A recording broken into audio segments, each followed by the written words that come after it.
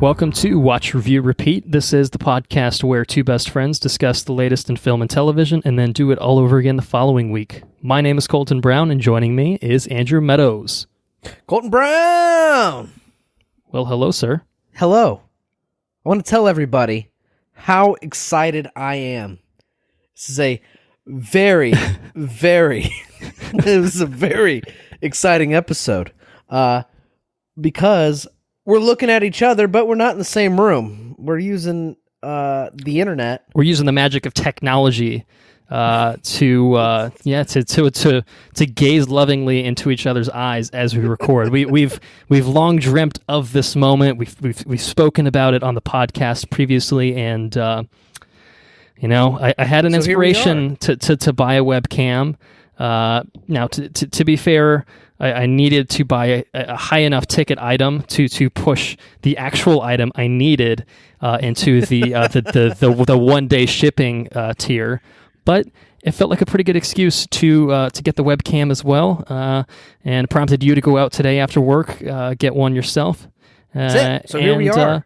Now we're set up and we're rocking. And now, of course, our listeners are like, well, we can only just hear you.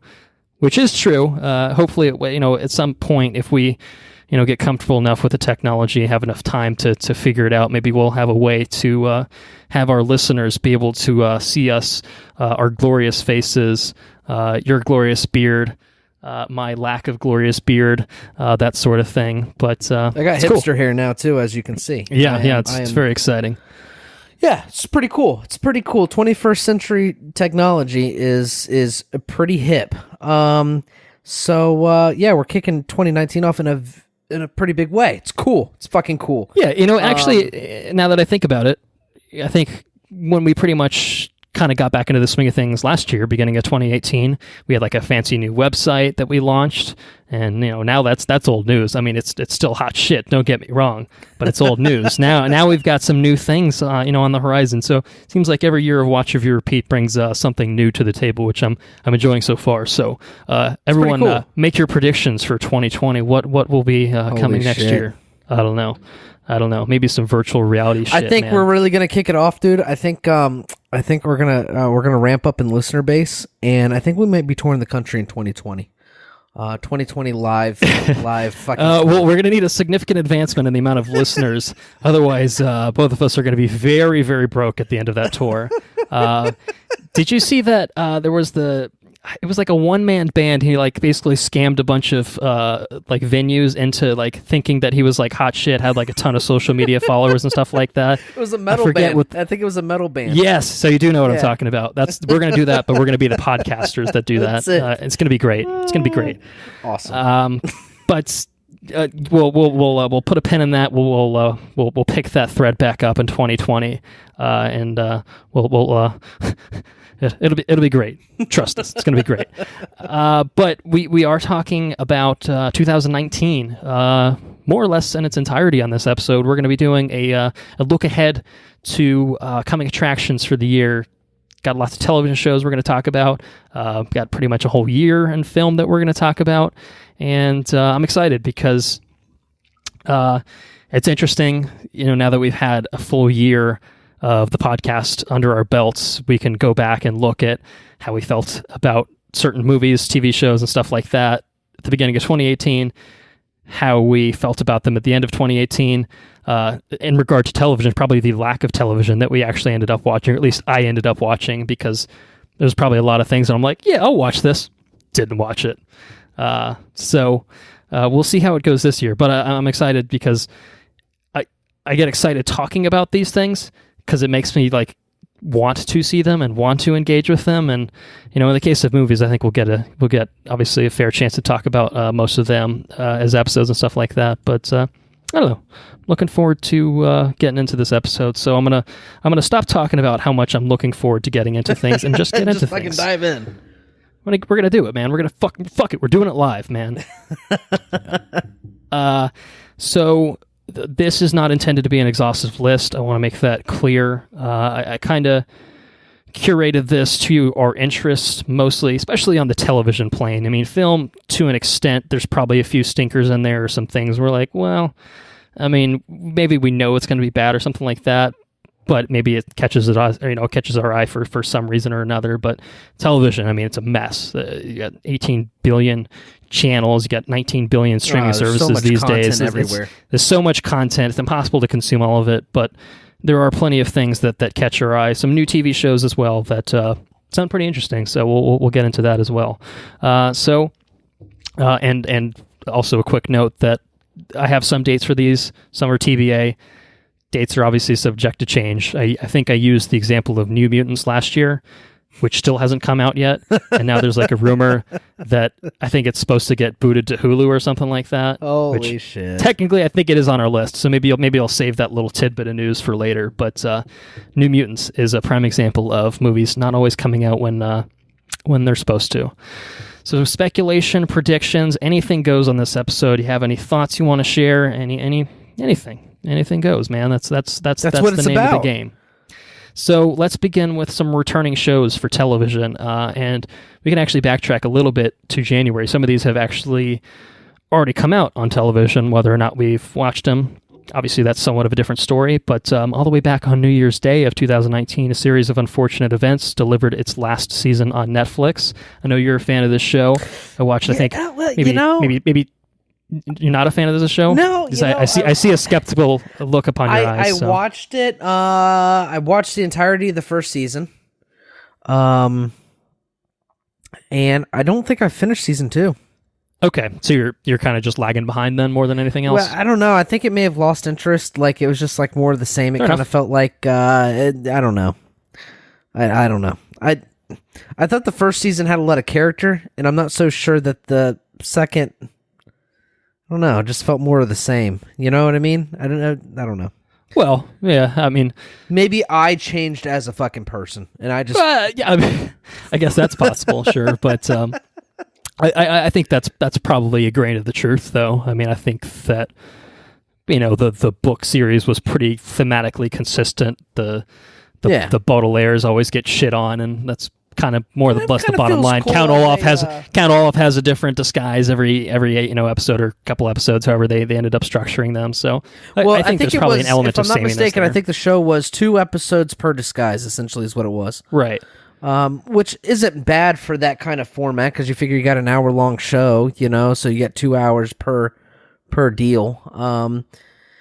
But I don't know. I don't think there's anything inherently wrong with it. Maybe I just didn't. I wasn't in the mood to watch it when I tried to force it on myself. Does that make sense? Yeah, that's fair enough. I mean, it came out now several weeks ago, and clearly you haven't been rushing to watch it, so that's probably. It is what it indicative is. Of your feelings, but yeah, it's out there for listeners to catch up on if they're so inclined. January 4th, Young Justice Outsiders premiered on the DC Universe streaming platform. I've heard amazing things about the Young Justice first 2 seasons, which I don't know what network they aired on, but they were on a network several years ago. Show got canceled. People were very upset by the cancellation. Now it's back. DC brought it back as part of their new streaming service, along with Titans last year. And it's one I think if I ever end up subscribing to the DC Universe, it's probably one that I would go back and watch. I think the first 2 seasons, which are on there as well. So I'll put a bookmark there and say, maybe. Maybe if I have time in 5 years. Time. Yeah, because I have lots of free time, of course. So. January 13th, True Detective Season 3 premiered. Now, you said you kind of started this, right? I watched 6 months of it, and then I decided I was not, it was a little too heavy and not in the mood for what I was. Yeah. So. Yeah, we talked about it briefly. I feel like we kind of both came to the consensus that, like, hey, maybe when it's closer to being done with airing, then it might be a good time to just binge watch the whole thing. Yeah, I mean, at least a good chunk of the season. You know what I mean? One after the other. I think that's a good way to. If it's anything like season 1, season 2 was just unwatchable. No matter how many and no matter how many episodes you had. But I was feeling a bit apoplectic about season 2, but. Season 3, I think the buzz on it was maybe not as good as Season 1, but significantly better than Season 2. I heard that it was. I heard it was very similar to season 1, as far as, I don't know, I guess thematic. Yeah, that was stuff. I would imagine that's intentional. It was kind of well, this worked and this didn't. Let's do the thing that worked again. It's probably not a horrible formula to adhere to, but maybe it loses points for originality. Right. Yeah. So I don't know. I think I'll be willing to give this a look. No, sure. I'm definitely going to watch it. Well, I think it's only 8 episodes too. It's not probably this big, massive investment. So I think, it'll probably be done airing in probably March or something like that. And, in the lead up to a big show that's coming back later this year in Game of Thrones, spoilers for April, I think that'll be a good kind of show to catch up on before the big one comes, I would say, for HBO. Before the big one comes. There's a couple big ones, though. Well, at least there's one more big one I'm excited about. We'll get there. It's probably not Star Trek Discovery Season 2 on CBS All Access. I'm not. I don't know. Not digging it? Not digging it, dog? It's not that I'm not digging it. I just haven't watched any of it. It's another one, like, if I found the time, because I somehow found myself with far more free time than I anticipate having for years. Right.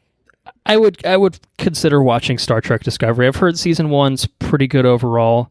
I don't consider myself like a big Trekkie or whatever, but I feel like, a modern take on Star Trek, updated production values sounds like it'd be up my alley. I've enjoyed all the Abrams-verse Star Trek film entries. I've always enjoyed those. Yeah, those are cool. I heard Trekkies were not big fans of. Yeah, I think they have it's no different than, the Star Wars purists where new things are bad and such. So right. There's bits and pieces of that, and there are legitimate faults to be had, to be fair. So so Star Trek Discovery, it's a thing. I think it started CBS All Access. There's supposed to be some other Star Trek thing, right? Like a Picard thing. They got a Picard show. I'm not sure if that's 2019. I actually don't have it on the list, but it's worth mentioning. Yeah. Sir Patrick Stewart, is coming back for it. And I'm not sure what the production timeline on that is like, but given that it's Star Trek, I'd imagine there's a decent post-production cycle to it. So I'd say maybe that's a 2020 look for that one. But yeah, that sounds pretty dope. I'd probably be more interested in that, I would say, if you had to weigh those two. But January 18th, something both you and I have watched a couple episodes out of. That's right. And we will be talking about all 13 of them within probably the next couple weeks, is Marvel's The Punisher Season 2, perhaps the final season of The Punisher. As of recording this, we can safely say it is still alive. Perhaps is probably. I think you probably use perhaps pretty loosely. I think it's. Yeah. Time might catch up to Mr. Frank Castle. Let's put it that way. That's it. Let's say it's but Netflix we don't know is how coming the to punish ends. him. We don't know. That's true. That is true. They could end it in a we knew this was coming kind of deal. Maybe they write him out of it. I don't know. We'll see. I doubt it, but we will see. I will say I'm enjoying what I've seen so far, and I'll probably just leave it at that because, as I mentioned, we'll be talking about it at length. Yeah. And where's the fun in talking about it now? January 22nd is the last thing for January I wanted to mention. Conan O'Brien, probably my favorite late night host personally. I think he's hilarious. And I've greatly enjoyed his podcast, his recent foray into the podcast. He's got a Netflix thing too. It's pretty funny. Have you watched any of that? Yeah, the Conan Without Borders. Yeah. I think it's a compilation of a few of the specials that he did on his late night program. Conan is at his best when he does anything that's not the late night format, and so he's switched his late night show to a half-hour format. I think his hope is that it's less focused on celebrity interviews and more focused on the remotes and the office segments he does with Sonam Assessian and Jordan Schlansky and he's his whole crew. Skit stuff. Because Conan in that sphere is so fucking good. It's ridiculous. You could almost make him as an Office 2.0. You know what I mean? Just the whole, I don't know, the whole vibe. I've never actually watched, I've watched very few of Conan doing late show activities, interviewing celebrities and this, that, and the other. But I have watched, I think I've watched all the Jordan Slansky stuff, which is gold. It's fucking hilarious. Yes. Yeah. So I think it actually just 22nd. So yesterday was the first debut of the new format. I think Tom Hanks was his first guest. So there is still an element of the celebrities kind of being involved, but I think he's hoping for a little bit of a revitalization of the format. Does he have lower viewership? Well, he's on TBS, so I mean, I guess that's not the Full Frontal's on TBS though, isn't it? Or is yeah, but yeah, Full Frontal is. But I think the point I'm trying to make is that you only get TBS with cable, whereas with paying for TV, whereas if you have like basic cable coax, you're going to get CBS your major networks too. Right. So you could at least have access to the other late night programs. So yeah, I went through a phase where I was bigger into the late night stuff. It's impossible to keep up with. Like, it's 4 nights a week, sometimes 5, depending on the host. And it's just like not enough time for the content, man. Not at all. Time. Not when you're trying to like watch like original content. I'm like, I'll catch the best bits on YouTube. Like in this day and age, come on. So come on, get with the times. Exactly. We're getting with the times. We got fucking webcams, man. Yeah, we got fucking webcams, man. I tell you what, I really like. What do you like? The Graham Norton show.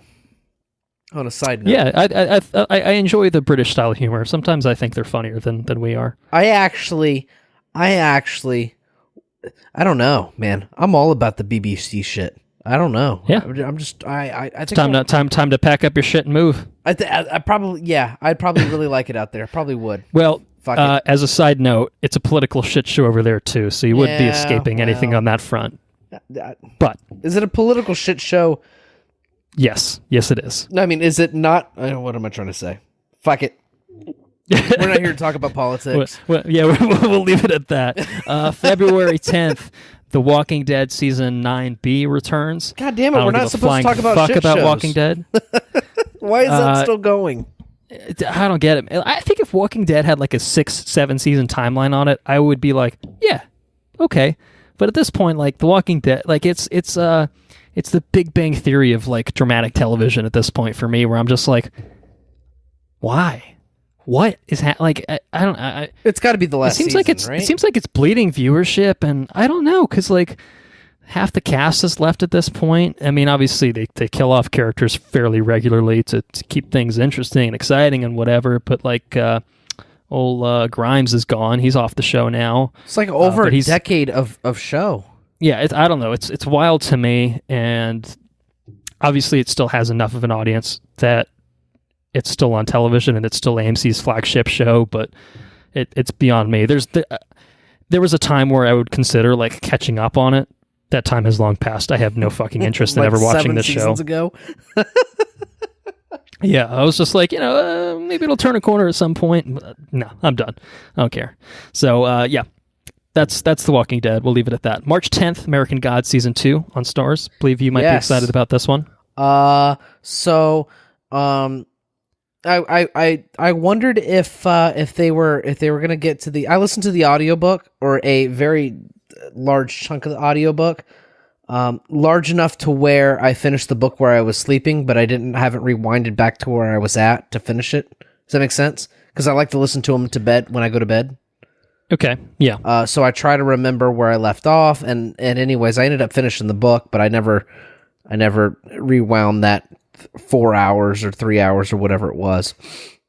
Anyways, but there was a section of the book that I was wondering if they were ever going to come back to in the show, and they are, which is really cool. Did you see the trailer? I didn't watch the first season, so You kind of stayed away from the trailer? Right, yeah. Okay, well, I don't know, there's this carousel in the trailer, and it's pretty cool, and I don't know. It's a big thing in the books. Whenever they hop on the carousel. All right, I have the Blu-ray for it, so it's one of those. Yeah. I know this one had. And I'm a little worried at the same time though, because season 2 of this, there was a lot of fucking problems, right? Yeah.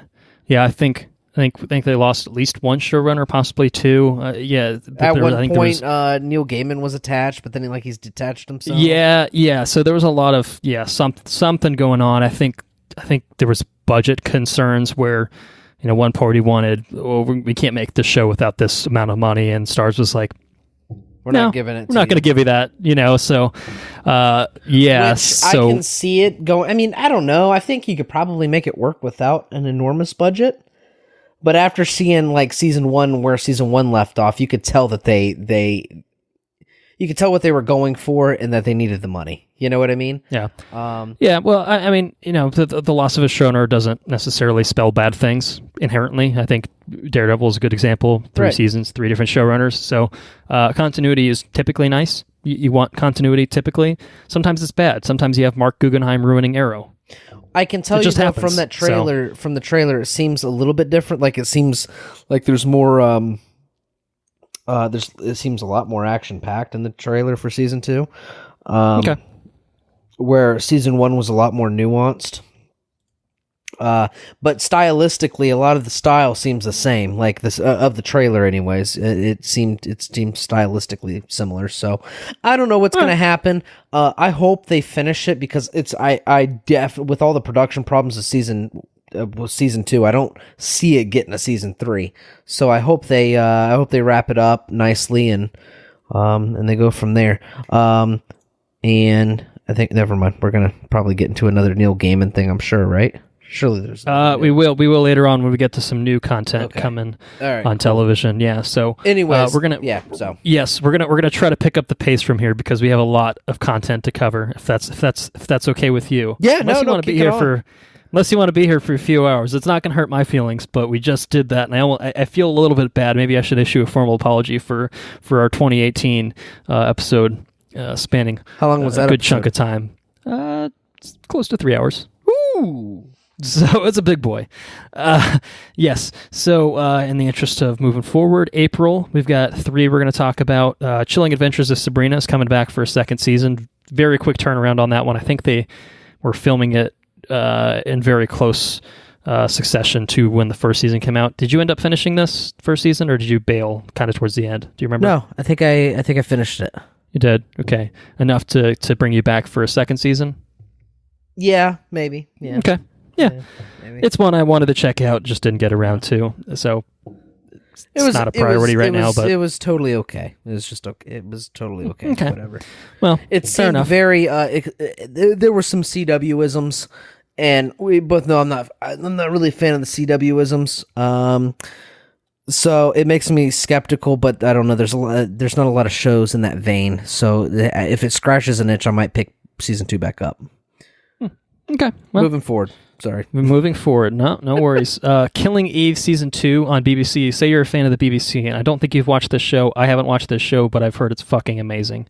Do you know anything about this show? No. See, I thought that might be the case. So Killing Eve is it's about an MI5 officer, British intelligence, who begins to track down a talented psychopathic assassin called Villanelle, while both women become obsessed with each other. That's the log line. Sandra Oh is the main character. Like I said, it's a BBC production. I think it was 8-episode first season. Got rave reviews. 97% approval rating on the Rotten Tomatoes based on 86 reviews. So I've heard this is really, really great stuff. I don't know if it's available to stream. That would be probably something to look into. With the BBC. I feel like the BBC should have their own fucking platform. Do they not? Yeah, we bitch about platforms, but I agree. Maybe they might have something through their website. I honestly don't know. So maybe we're kind of being baseless. I would totally pay for a fucking BBC platform. Give me all your BBC shit. Right. I want Graham Norton. I want all the Sherlocks. I want all the Luthers. I want all the shit. Yeah. Give me it all. Yeah, well, we'll have to look into that, but I have heard good things about that. So, if I have a way to watch that in a reasonable way, then maybe I will. Game of Thrones season 8, HBO, April 14th, the 6-episode final season of Game of Thrones. This is the big one for HBO, I would say, and. We've spent many years with Game of Thrones, and it's all been leading to this. Who will sit upon the Iron Throne when all concludes? Shit. I don't know. Whoever thought the books... Whoever thought that you would see a conclusion to the series in HBO before you would see a conclusion in the goddamn books? Who thought that? I know when I read this shit in fucking 6th grade or 7th grade or whatever it was, when my math teacher was taking the book from me, I never thought that I would I would never know the conclusion. I think I find it more interesting that, so I was interested in the series because my brother owned it, Jordan, guest of this podcast previously. And so that's how I found out about the books, and I think you probably found out about it through Jordan from that as well. And I would smuggle it in my backpack, and that's why the book I remember got that tattered and torn. you shredded that motherfucker, and I think you ended up getting a new book, which was thoughtful. Yeah, well, I had to because I absolutely fucking destroyed it. That was one of the most trashed books I've ever seen. It was impressive how trashed it was, I will say. It was contraband. Okay, I had to smuggle. I literally smuggled it in my home and read it under the sheets. Look, you're not wrong. But no, I find it interesting that this is a book series that like a fantasy book series. It's usually not like this a big amazing like Lord of the Rings is like one of the few examples I think of like big fantasy that's just really widely recognizable, commercially successful. Right? I never expected like A Song of Ice and Fire to become Game of Thrones, the TV show, and have this sort of massive reach that it has now. It's cool though. I mean, it's totally cool. It's a really good series. I wish we had an ending to the book series to kind of echo your sentiments in some ways, but George's got better things to do. He's got like 2 fucking books to write. he's got piles of money to lay in. I think that's what he's making some money angels in his piles of money, but good for him. I mean, we can't give him too much shit. He is the reason the show exists. So and there is that. The books are pretty good. So and looking forward to Game of Thrones, of course. We can probably go ahead and confirm that we will, in fact, be doing a large undertaking of bonus episodes covering each season in the lead up to the final season. So we're going to probably try to target first season to be out sometime in February and kind of keep a decent clip from that point leading up until the finale, the grand finale to Game of Thrones. Yeah. So essentially, I don't know. A large chunk of these television shows will not be getting any attention because we will be grinding through 7 seasons of seven seasons of fucking Game of Thrones, which is pretty. I don't know. That's a healthy amount of. It's going to be intense. Shit, right? It's going to be intense. So we're doing it for you, people. We're doing it for you. We're doing it for you. It's going to be great. But we had to do it. I mean, it's the last season of Game of Thrones. You got to do it right, man. You got to. You only have one time to do it. One time. Goddamn right. May 2nd, iZombie, the final season, season 5, comes back on CW. I'm not even going to ask you about this. Nope.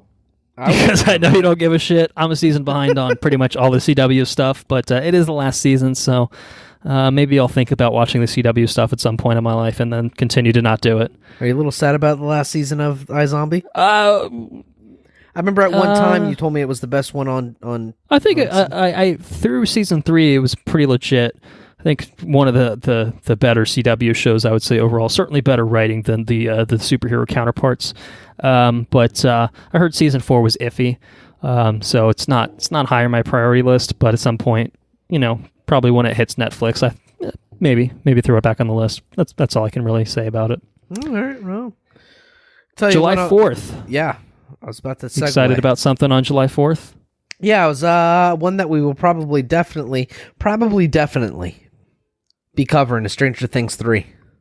I think that's a good idea. I think we should cover Stranger Things 3. Probably definitely covering Stranger Things 3. Yeah, we'll probably definitely maybe also, there's a chance, but we will. Yeah. In a sense, we probably will. Stranger Things 3, yeah. I think they released like the episode titles or some shit or whatever. I don't care. I don't. You don't need to fucking sell me. I'll look at trailers. I don't care. I mean, I'll watch the trailer when it comes out or whatever. But I'm in. Yeah, slot that into the schedule. We're good. I better start working on the text and the art and shit now because it took me forever to get it done. Yeah, and you got to live up to what you already did. So, Also in July, without a scheduled premiere date, Agents of S.H.I.E.L.D. Season 6. It's going to be great. I'm back. very excited about that. Yes. Very excited. Also been renewed for Season 7, which will presumably premiere in 2020. You know how bold that is? That is so fucking bold. Somehow the Marvel Netflix stuff has been left for dead, but fucking Agents of S.H.I.E.L.D. is back in the biggest way since it probably premiered. Like, what in the world is happening? Do you think that they get like a ridiculous Captain Marvel reference? See, the thing is, Clark Gregg is supposed to not be in this new season. What? Supposedly. What? So he died of I don't know. The spoilers. Spoilers. He was more or less okay with dying and expecting to die at the tail end of the last season, but we didn't actually see it happen. So I don't know. I they could just be playing coy with us and not trying to like totally like let on to be like, of course we're not going to make Agents of S.H.I.E.L.D. without Phil Coulson. Or maybe they're just saying, no, this is the next chapter of this. I don't know. Because I think Mac is now director of S.H.I.E.L.D., which is pretty cool. But I don't know. Either way, I'm in. You know? Yeah. Yeah, who wouldn't be in? It was so cool. I had a couple of friends that... okay, yeah. Go keep going. Just keep going. We'll get long-winded. Sorry. I think you've got... Is that a cranberry vodka you're holding in your hand? That I see? That I see on the webcam? I could... It came from this fucking jug. Well, I see, and I think what's happening here, and I don't think our listeners are going to be able to feel it, but I think, honestly, this seems like there's a much more conversational tone happening. Yes. Because it's literally like we're not literally sitting in the same room, but it has the emulation of that sort of feeling where like you're just kicking it back. We're just two dudes shooting the shit, man. This is the fucking revolution. This is a fucking revolution. 2019, man. It's gonna be great. It's gonna be probably one of the greatest years. The greatest. Yes. One of the greatest. Mm-hmm. We have a whole slew of television shows that are returning, that are expected to premiere in 2019 but have no premiere date. Let's just blaze through these because it's going to be a problem. Yeah, let's because we got a lot to get through and there's a lot here. So you can quickly say if you're excited, if you have any thoughts, feel free to add. But otherwise, we'll keep this thing moving. Rick and Morty season 4, Adult Swim. Absolutely yes. Yep, agreed. Sounds good. Down from Rick and Morty, although I didn't actually watch all of season 3. Maybe I will. The Expanse season 4 on Amazon. I think that's a big one. Maybe absolutely a little bit more discussion. But first season coming to Amazon after Sci-Fi. Those rat motherfuckers canceled this. Amazon's got almost a big left it for dead budget because they're actually participating fucking spaceships. Yeah. So I have. Big shout out to Amazon for picking this show up. Jeff Bezos in particular, because apparently he was very pissed that they didn't have the rights to it in the first place, is what I read. And Amazon announced that the worldwide streaming rights, or the worldwide streaming premieres of seasons 1 through 3 will happen, and I think February 8th is the date they set for that. That's a good thing. So it's been up in the U.S. for seasons 1 and 2 for a bit, but a lot of countries around the world have been denied access to The Expanse without torrenting because Sci-Fi's distribution platform was dog shit. So big changes for The Expanse. Super cool. I need to watch season 3. I will watch it before season 4 comes out. I guarantee it. I guarantee it. I thought you would be way. I mean, I don't know. I mean, you're like 4 deep in the series, right? In the books. Yeah, I think part of it was that I was hesitant to start it without having finished Caliban's War, or not. Sorry, Abaddon's Gate. Abaddon's Gate, I think, is the third one. I finished Caliban's War. I think that's the second one. But I think I got partway through the third book and didn't finish it. And I was just like, well, I kind of kept a little bit of a pace ahead of it without getting too crazy with it. And then I didn't finish the book. So I don't have time for personal reading. I barely have time to watch shit as it is. So I think I'll probably just go ahead and say fuck that logic and just go watch the show at some point. But hopefully, once we get a premiere date, I'll fast track it. I think that'll be my plan. Few more on Amazon. Bosch season 6, favorite of my father's. We're still waiting on the Bosch monologues, but I know you're working on them behind the scenes. They're still coming, we promise. The Bosch monologues. It might be significantly better with video. So maybe when Bosch season 6 come out, I can just plow through 6 seasons of Bosch and just get right up on that camera and just talk about Bosch. This is Bosch. Look, I'm down. I'd watch it. I mean, I wouldn't even watch the show. I would still watch it. It would be like half an hour. I'd run it. I don't know if I could carry on conversation about 6 seasons by myself. Fuck, that's an undertaking. Moving Homecoming season 2 coming to Amazon. I watched season 1 of this. Actually, it's the last TV show I watched prior to The Punisher. This is with Julia Roberts, Bobby Cannavale, and Stephen James, who was in If Beale Street Could Talk, a movie you still haven't watched. That just came out. Homecoming just came out, right? Yeah. It was a pretty recent drop. I think November, December-ish, somewhere around there. So it didn't make my top 5 of TV for the year. It was probably my number 6. I liked it a lot. I thought it was very stylish. I didn't even know you watched it. Yeah. Well, it's 10 episodes, half-hour drama, which I liked that format a lot. Okay. And it's the same creator as Mr. Robot, Sam Esmail. Okay. He directed the whole season, so it had a very consistent visual style, which was super cool. And it's based off a podcast, actually, like a fictional podcast. And I found Mr. Robot just much more compelling as a TV show in terms of like the thematic content of it, but I thought Homecoming was exceptionally well made. It didn't have the biggest like hook for me, and so I really liked it, but it wasn't enough for me to like, this is the greatest shit in the world. So, but I'll watch season 2. I'll tell you that. All right. There's that. Man in the High Castle season 4. Haven't watched any of this, but I've heard it's getting pretty wonky this last season or two. But wonky in a good way or wonky in a bad way? It depends on your perspective, I guess. I think kind of drifting away from the initial premise and in favor of some sci-fi type elements, I think, is my understanding of it. Does it get more Castlevania-ish? They're not Castlevania, but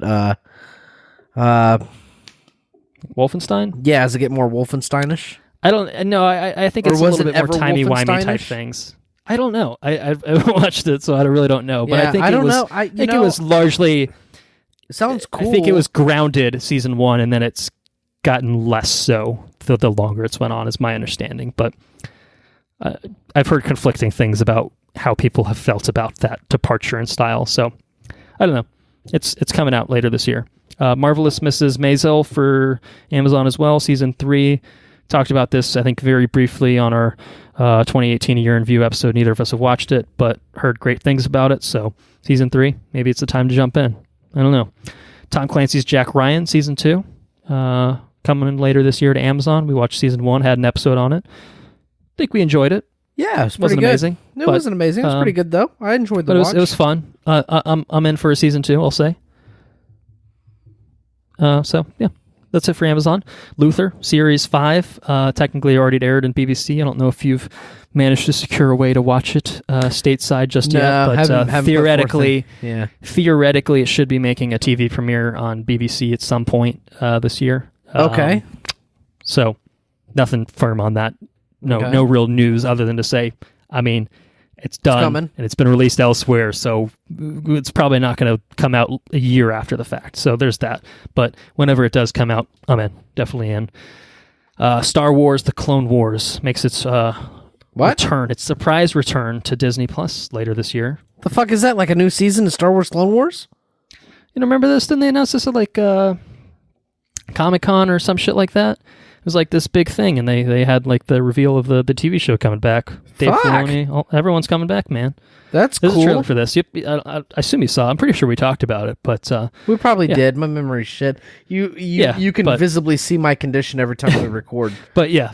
So bottom line is, Clone Wars is coming back. Cool. Still never caught up on it. Still didn't watch Rebels, but it's still cool, man. Everything's very cool. All right. Barry season 2, HBO. Yeah, definitely. Totally. Yeah, very yes on Barry. It was my number 3, I believe, for the year. So, of course, I'm in for more Barry. Big Little Lies coming back for HBO as well. Heard good things about the first season. No, but I said heard good things about it, so I put it on the list because people seem to like it. So, more of it's coming. Cool. Deadwood. Deadwood's getting a movie coming to HBO, the continuation of Deadwood. I'm seeing 2 thumbs up on the camera, so that's right. This man appears to be very excited about Deadwood. Yeah, HBO is like I mean, I don't know what they're doing, but they got their shit together. They do have their shit together. Yeah, absolutely. You know, and I feel like I kind of feel like Starz should have just fucking paid American Gods what they fucking wanted. That's what I mean. Well, yeah, having not watched it, I think that like, could you imagine, like, I don't know, Game of Thrones saying, "Hey, listen, I need X amount of dollars to make this show," and then like, fuck you, you can just, we're good. we're good. I think something similar happened with Walking Dead, where they slashed the budget at some point, and and the Deadwood's showrunner ended up leaving. it's so good. Yeah. Yeah. So yes, I agree. If you've got content that justifies a certain amount of money, spend the fucking money on it, man. Pay the man. What I feel like there's times where we see shit and we're like, I'm sorry, they spent how much on this? And then there's other times where just it's you could reallocate the money from we're gonna spend fucking $200 million on this piece of shit. We'll take like $150 million out of that. Put it in something else. Like if you spend $50 million on that thing, you're not going to lose fucking money on it. Like that's it. What do you do? I feel like what's that? Rounders. You ever seen Rounders with? Yeah. Pay the man his money. Yeah. So. Yeah. Anyway, next up on HBO, we have Westworld season 3, which should be premiering later in 2020. That's a definite yes. Yeah. I think so. I think it's safe to say it's a definite yes. But we've blown HBO enough, I think, for this episode, so we'll call it there. Hulu, we have to work for our paychecks too, man. Yeah, of course. But of course, Hulu's got Handmaid's Tale season 3 expected later this year. I haven't watched either season, but it's great. So there's another one. Jessica Jones got renewed, I suppose.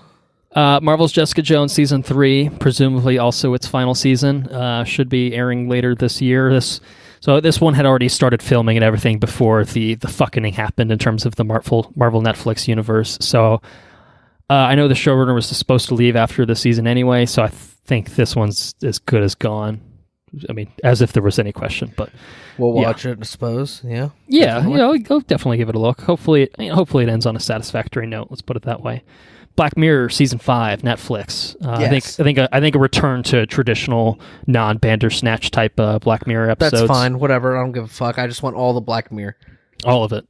Yes. All right.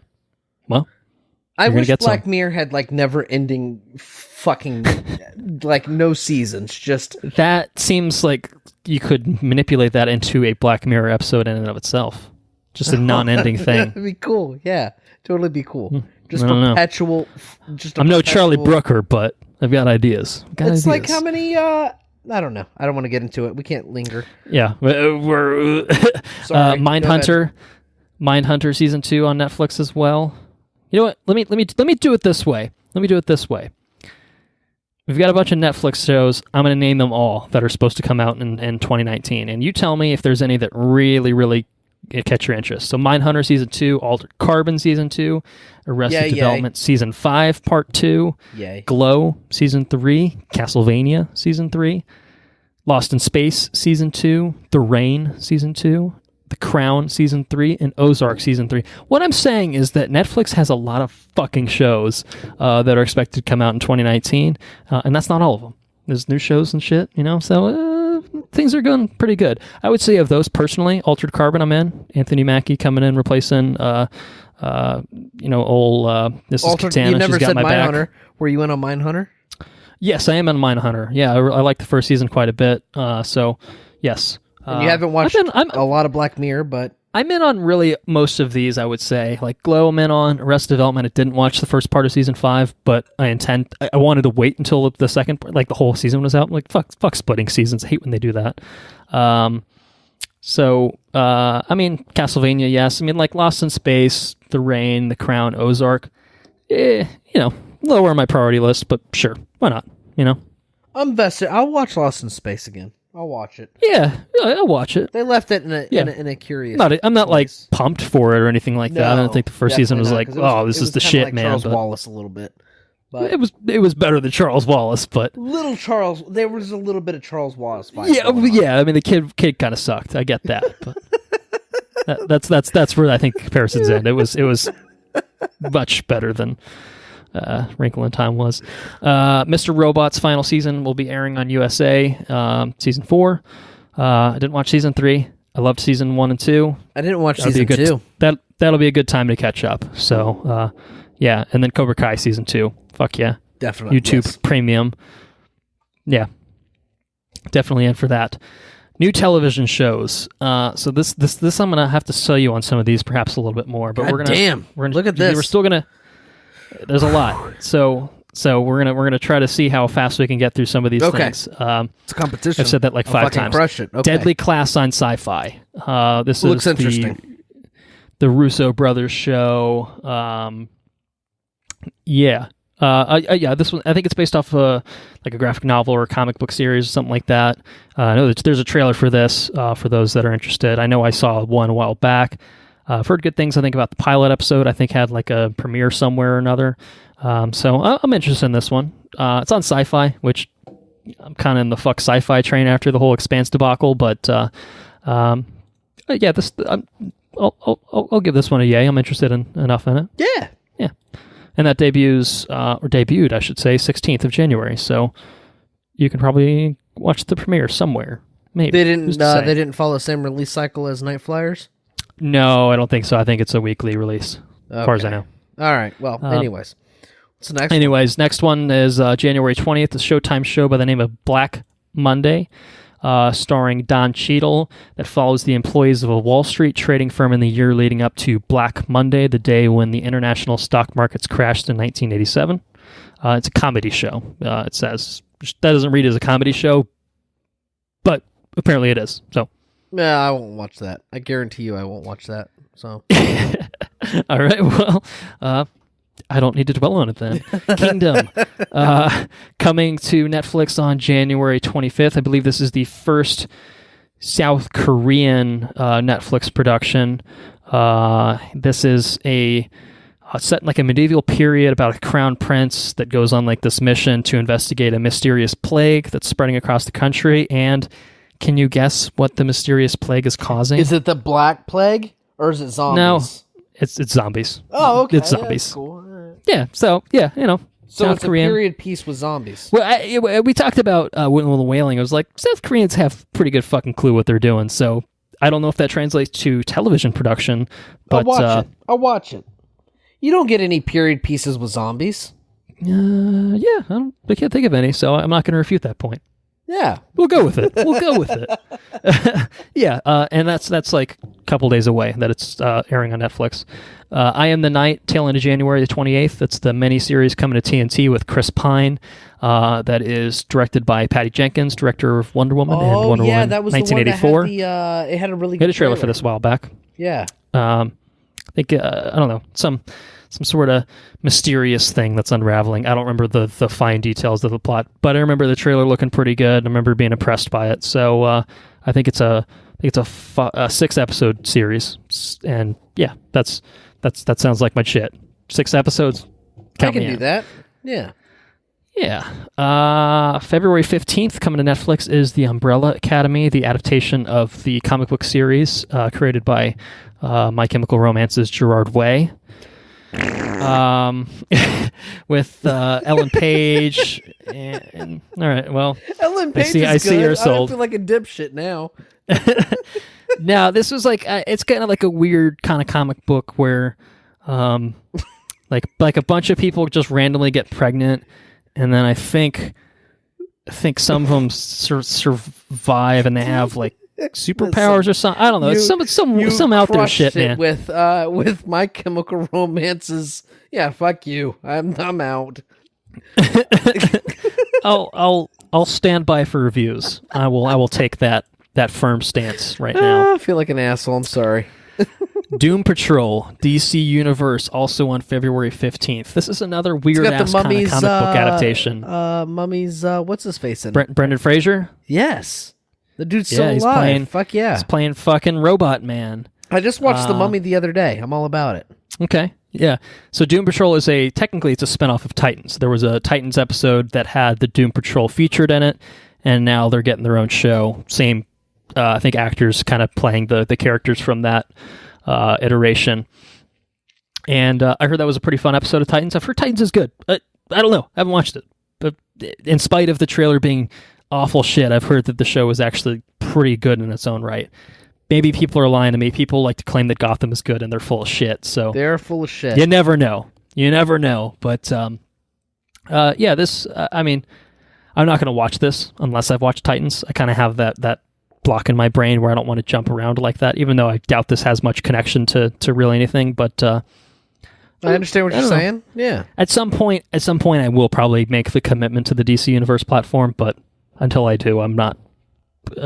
I'll leave it at that. You know, it's just like, okay, cool. You're lingering, dude. You're lingering on Doom Patrol. I'm lingering. Well, I'm gonna switch over to Desus and Mero. I may linger on this. I am excited. They switched from Vice to Showtime. I know this is much more your shit, much more Henry's shit. I don't really know too much about these two dudes. Listen, you will laugh your ass off every episode. I promise you. They're so good. They are so fucking funny. And they kind of got like the same vibes. Like I feel like if maybe we were a little bit more, I don't know, aggressive, we got the same vibes. I think. Maybe not. Probably not. Probably definitely not. But anyways, they're hilarious. Yeah, I'm all about them moving their way up. I feel like from Vice to Showtime is a that has to be a bigger paycheck for them, right? I think so. It seems like a step up, I would say. Okay, yeah. So do you know anything about the formatting or anything, or? I assume it's more or less what they were doing before, just on a different platform.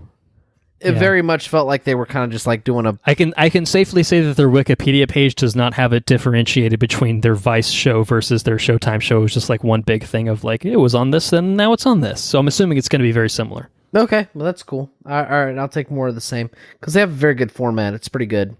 Okay, that's that. If it ain't broke, don't fix it. That's it. Hannah is coming to Amazon in March.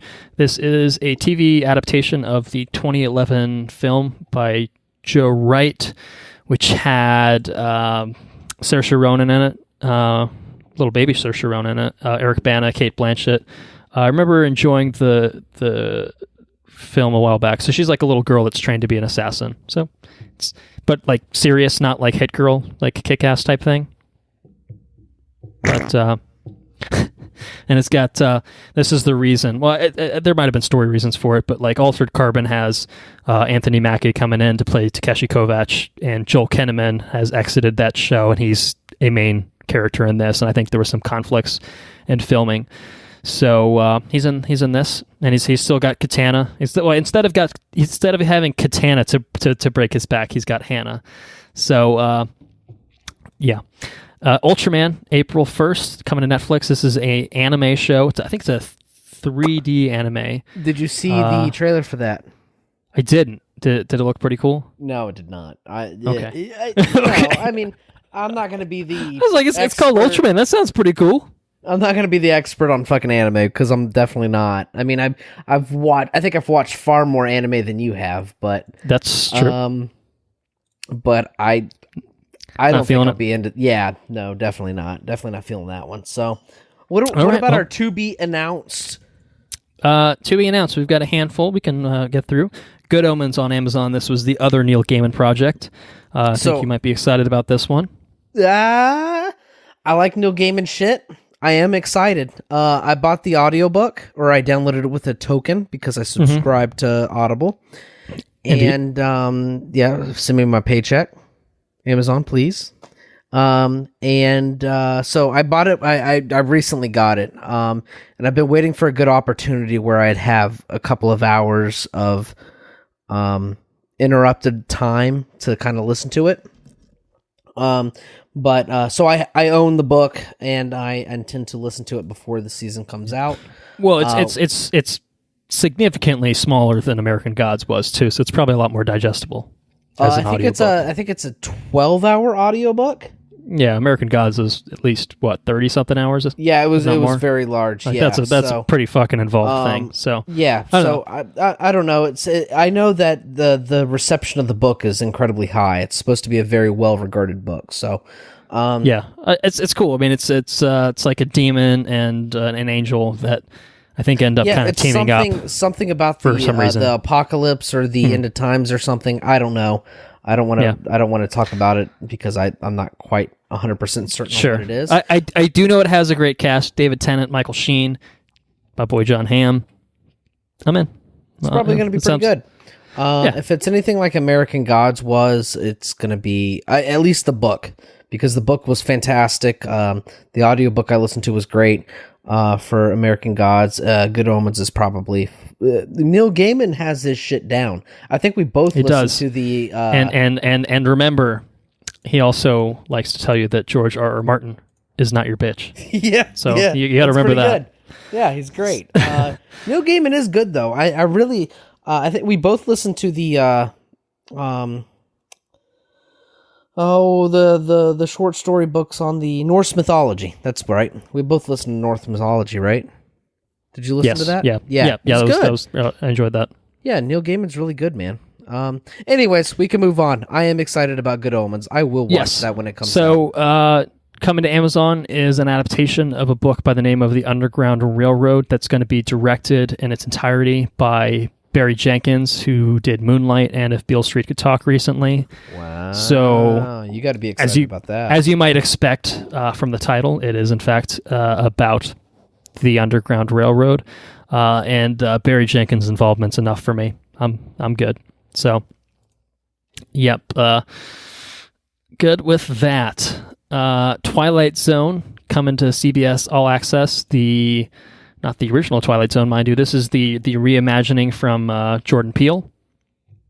And I'm not sure exactly what kind of format this is going to entail, how closely it's going to adhere to the original, but Jordan Peele. Okay. Yeah, I'm excited about that. This is going to be good, I think. Yeah, and we've got a slew of other content coming to the DC Universe streaming service. First is the Harley Quinn animated show. Yeah, whatever. It's not a priority for me. Let's put it that way.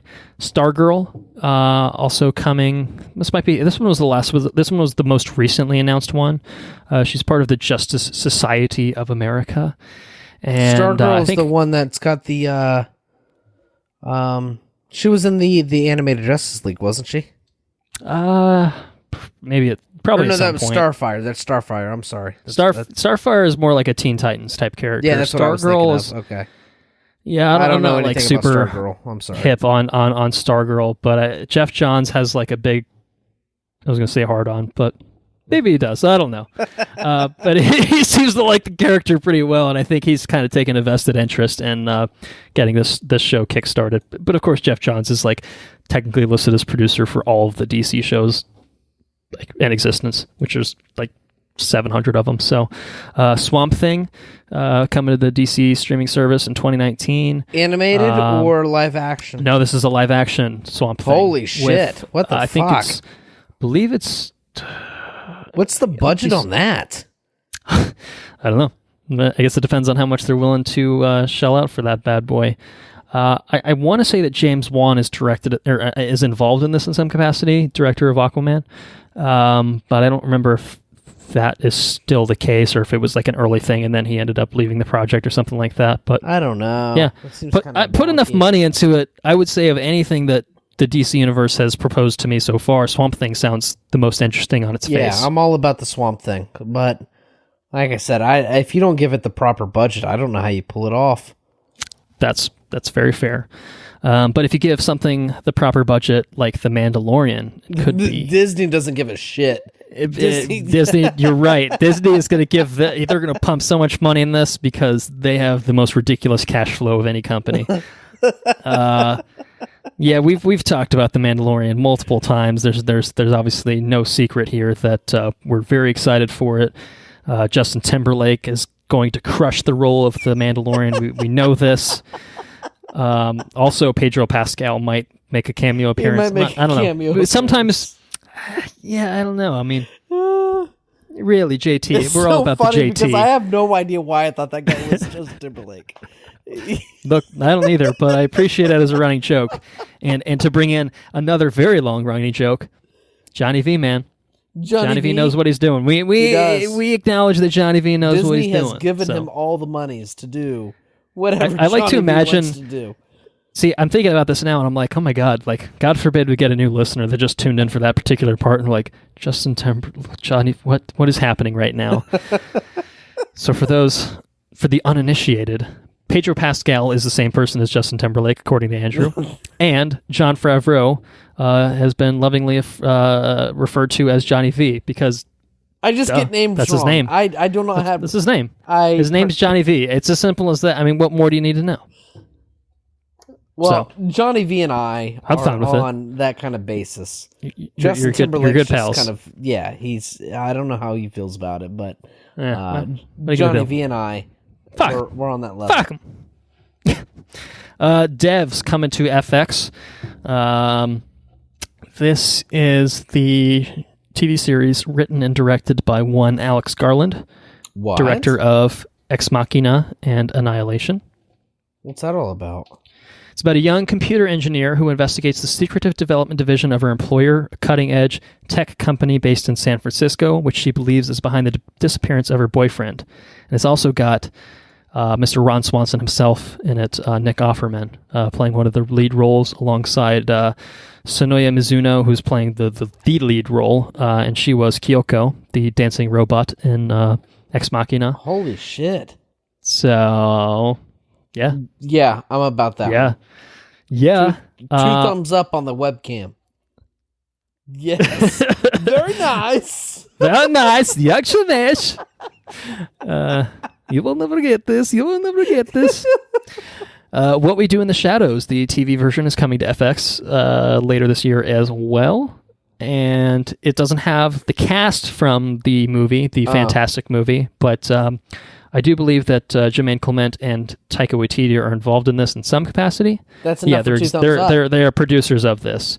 So, yes, please. We'll give it a shot. I will take What We Do in the Shadows. I think there's also the Werewolves, like, spinoff happening. I don't have that on the list, but I forget what it's called. But, yeah, sign me up for that. Whatever those... Jermaine's my boy.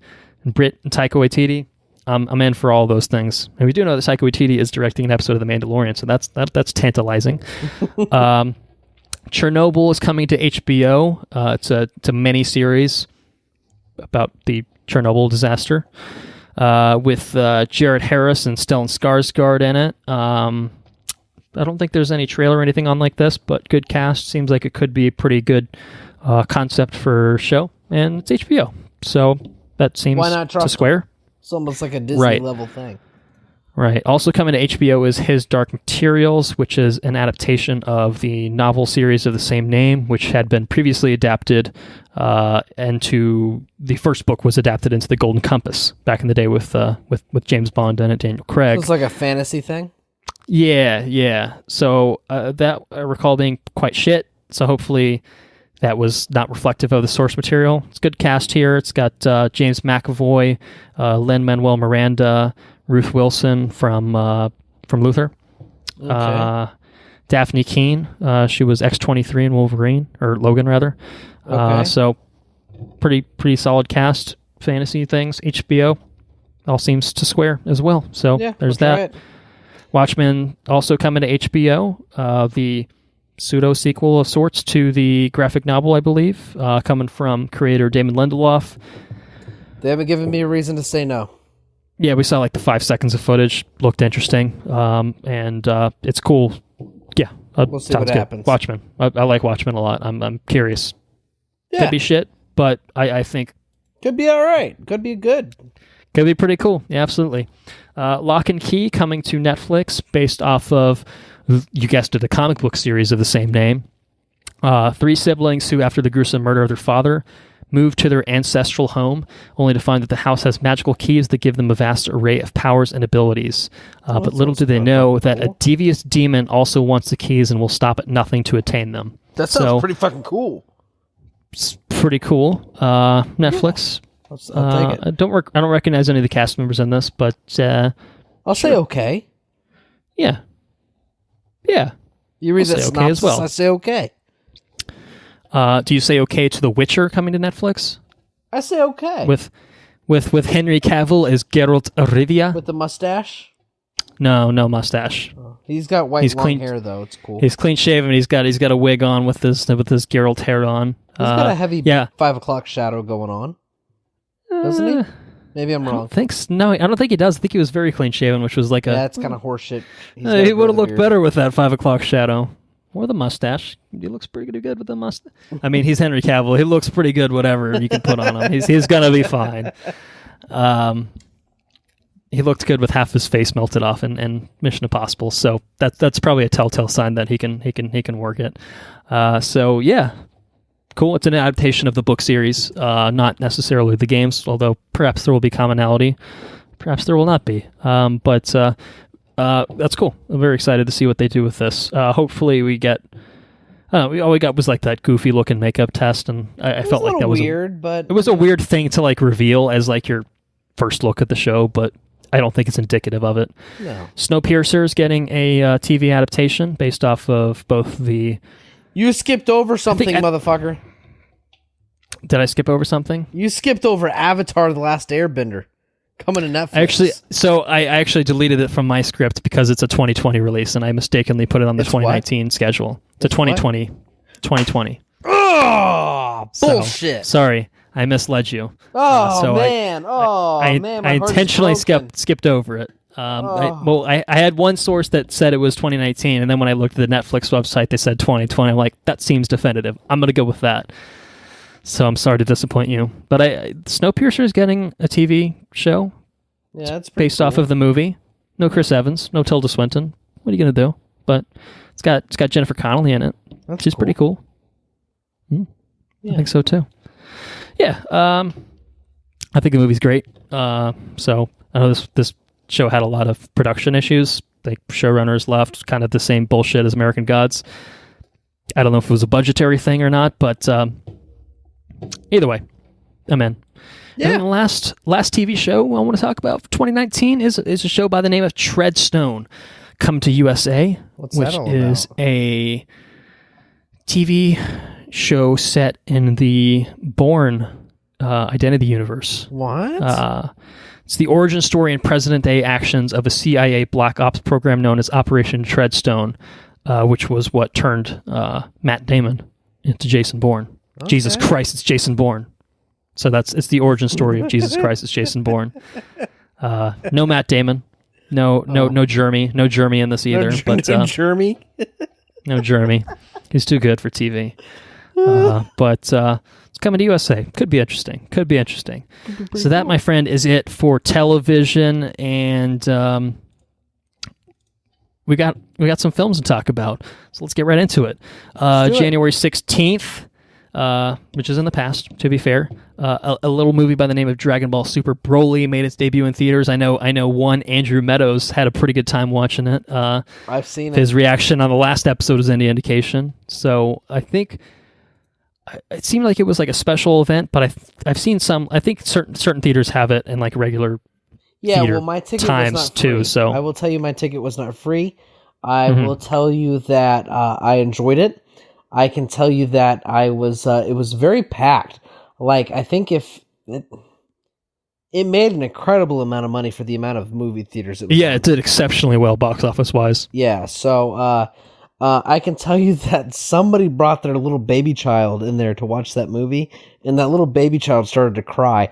And I can tell you that the guy to my right, I'm pretty sure he would have punted that baby across the fucking theater because he was pissed. He takes his Dragon Ball very seriously. He was very serious. He looked over at me before the movie started. He looked over at me. He's very. I'm sitting here sipping on my second Long Island iced tea.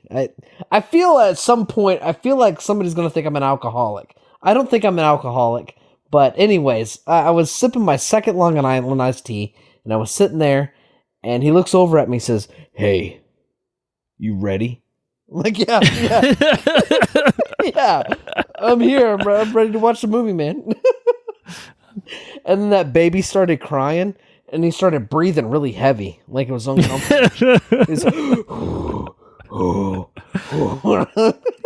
Is about to go Super Saiyan on that motherfucker. I think he was very unhappy. Well, that's an unfortunate situation. It's fair, but it is a cartoon. It's common courtesy if you're the parent in that situation to be like, okay, this is shitty. Let me take my baby out here. I mean, And I don't want to she miss did. Dragon Ball She was- Super Broly either, but She was gone for the entirety of the movie. yeah, that's cool then, man. Like, it happens. Like, the guy next to me was pretty vocal. It's the parents, I think, that just like let their kid cry for like a half hour in the middle of the movie, and then it's just like, I mean, come on. Like, this ain't your fucking living room. One critique, because I don't think we're gonna. I don't think we'll talk about it. No, but, no, we're not. But I think the audio was mixed very low. It was very quiet for a theater. Is that you think that's a theater mix or a movie mix issue? Well, I guess it could have been a theater mix issue. I suppose I would have to talk to somebody else about that, because I feel like I have feel like they no put clue. us in a smaller theater. But at the same time, I don't remember, like, I saw the Hero Academia movie in theaters, and that wasn't mixed quite as low. So I don't know. I don't know what it is, but we can move on. Well, It's fair enough. Interesting story. I didn't think we were going to ever talk about it. That guy was pissed. Well, we're not going to do a catching up on this episode, but when we get around to our next episode, which we'll talk about that very shortly. If you want to expound on how you liked the movie, that'd be a good time to do it. Our next episode will, in fact, be on Glass, which came out this past Friday, January 18th. And that's the third film in the M. Night Shyamalan Unbreakable Split, now Glass trilogy. I think you've seen it, if I'm not mistaken. I have not seen it. Yeah, I saw it on IMAX. Mm-hmm. So I'll let you simmer on your thoughts for a couple of days. We'll record on that very soon, and I think we're going to be talking about. I think we'll talk a little bit about Unbreakable and Split as well when we do get a chance to record on that. So moving into the future, 25th, we've got probably one of your most anticipated titles in The Kid Who Would Be King. Yeah. I don't think we'll be covering that piece of shit. That was fucking terrible. How dare you? Okay. We also have Serenity coming out with Matthew McConaughey, all right, and Anne Hathaway. Which that looks pretty good. Recall looking pretty good. I don't really know what the fuck's going on, but I thought it looked pretty good. And then Polar is coming to Netflix that day as well. Is that so that's the Maz one, like the stylized comic booky one with Maz Mikkelsen in it, which we saw a trailer of pretty recently. So Netflix for that one, so you can watch that one at home. Moving into February, we've got Miss Bala on the 1st, which I've seen the trailer for that movie in front of, I think, literally every fucking movie that I've seen in the past 2 months. It's insane. I've never seen anything like it. I'm so sick of seeing that fucking trailer. Like, I mean, like, look, I would rather watch that trailer than the Dog's Way Home fucking trailer. Like, that was unwatchable shit. Which one? A Dog's Way Home, where it literally just told you the movie. Yeah, okay. But apparently it didn't tell you the whole movie. Apparently there's a very weird scene where the dog is chained to a homeless man, and then the homeless man dies, and the dog's, like, really sad. And, like, that's part of its journey. But that wasn't in the trailer, so maybe there's some more going on in that fucking movie than we've been led on. Seems like a really weird, dark moment for a fucking kids movie, but what the fuck am I doing? I will go see the other movie coming out on February 1st, though. Yes, I think that's a good place to move into. Arctic. So it's a limited release. This is the second of the Maz Mikkelsen themed kind of releases, it seems, but this is like a survival picture. Hopefully it comes out near enough to both of us that we get a chance to watch it. Otherwise, I don't know if it'll get a wide release at some point. I don't have any information on that, but I want to see this film. I will say that. Yeah, I want to see it too. And on February 8th, Cold Pursuit is coming out with Liam Neeson. It kind of, this one's, it's like I think it's intended to be like a parody of like the action Liam Neeson. Was that like the over-the-top one where people are getting crushed by like a tree? Coming into the car? Yeah. Okay. Like right. just it seems so over the top that I feel like that has to be by design. And I thought, from what I recall, the trailer, like, it looked fun. Yeah, it looked fun. Nothing groundbreaking, but I remember laughing at it and being like, all right, but it seems like a good kind of lampshading of that type of role for Liam Neeson. So I'm cool with it. Sounds pretty good. Also, same day, Lego Movie 2, the second part, which I can definitely say I'm very excited for. I'll be catching that. I think we'll probably intend to cover that, if I'm not mistaken, unless sure. you feel very strongly otherwise. Big fan of the first one. Hopefully the second one can match that at the very least. The Prodigy, also coming out on February 8th. Yeah. I'll be watching that. You'll have to let me know how it is. I'll let you know how it is. I saw the trailer and with somebody else, and I couldn't help but laugh my ass off. There's one part in the trailer where, like, the little boy turns into a naked man. Turns into the grown ass man. Yeah, I left my ass off. I thought it was hilarious, and it kind of scared me a little bit too. It made me jump. So you pee your pants like a little boy. A little bit. So we'll see what happens with that one. I'm kind of excited. February 13th, Happy Death Day to You, the sequel to Happy Death Day, which I thought was really quite solid for what it was. Not a movie that needed a sequel, but they brought back Jessica Roth, who was amazing in that first one, so it's not going to be a priority for me, but I'll definitely see it. It's not like we have to do an episode on this movie kind of movie, but I'll see it at some point in my life, but probably this year sometime. I'll probably see it. Yeah. The bigger release, I think, for the weekend that I'm more interested in, that's totally going to bomb, but I'm still interested in, is Alita Battle Angel. I'm going to go see it. I'm excited about it. At first, I kind of felt like it was going to be shit. I don't love the design decisions and all. Like, I think the eyes are still weird, although they fixed it so it's not so bad as it was like when they first debuted it, because this thing's been delayed like 3 times or whatever, so it's supposed to come out last year at some point. The character posters they put out very recently, they look good. Very much like shit, very dog shit. Yes. So hopefully the Photoshop skills are not indicative of the CGI in the finished product, but they've had a lot of time to tinker with it. So I don't know, Robert Rodriguez and I think James Cameron's producing it or whatever, but I thought it looks pretty cool. I think it's going to be entertaining at the very least. I'm not expecting anything like highbrow or anything like super amazing or whatever, but I think as long as it's entertaining, as long as the CGI is up to snuff, then I think that's all I ask for out of it personally. Yeah, I ask a little bit more out of February 22nd's release of How to Train Your Dragon: The Hidden World, which I think is low/high key one of the best animated franchises out there. Yes. So I think this came out in Australia already, so there's a slew of reviews that have already kind of poured in for it. It seemed all very positive from what I saw, and I think it looks great. Definitely need to revisit the first couple before I watch the third one, but got time on that. Are you excited for a Medea family funeral on March 1st? Nope.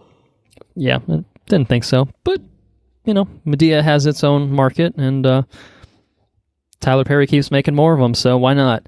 It's not for me. I'm not going to watch it, but for those that like it, that's totally cool. March 8th is more my shit. Captain Marvel, yes. A little movie called Captain Marvel. You heard of it? I've definitely heard of it. I'm definitely excited about it. Yeah, I think we'll cover it, probably, if I had to say. We want to get our paycheck, of course, from the good folks at Marvel. Guarantee you.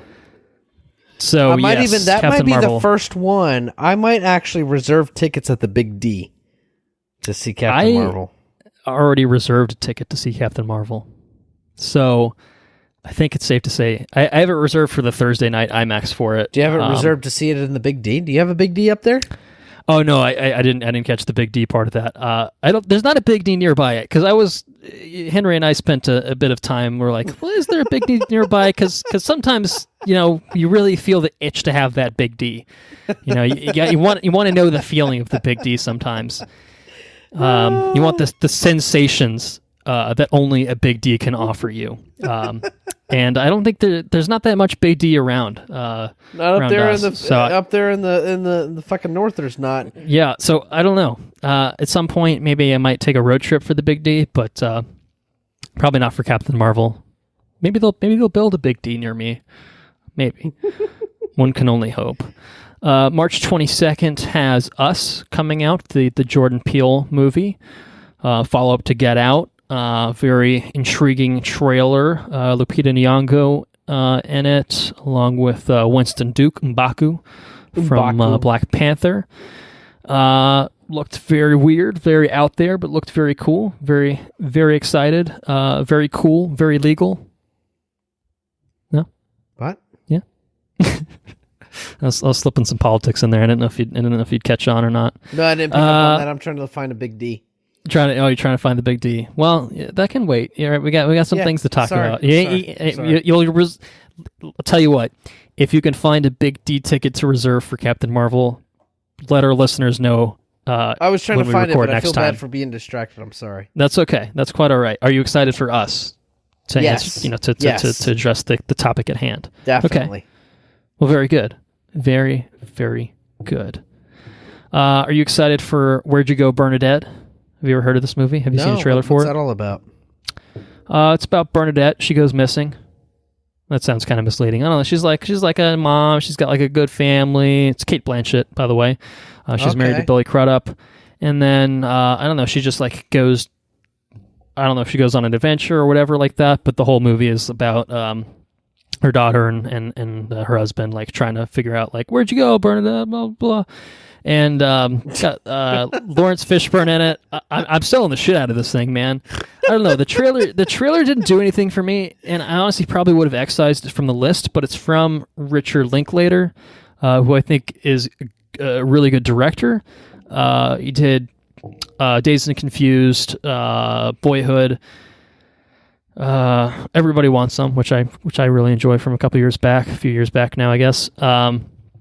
And so the trailer it was kind of a nothing thing for me, but I'm hoping that the final product is probably more up to what his talents would be. So, yeah, well, what are you going to do? We'll see what happens. March 29th has a couple releases.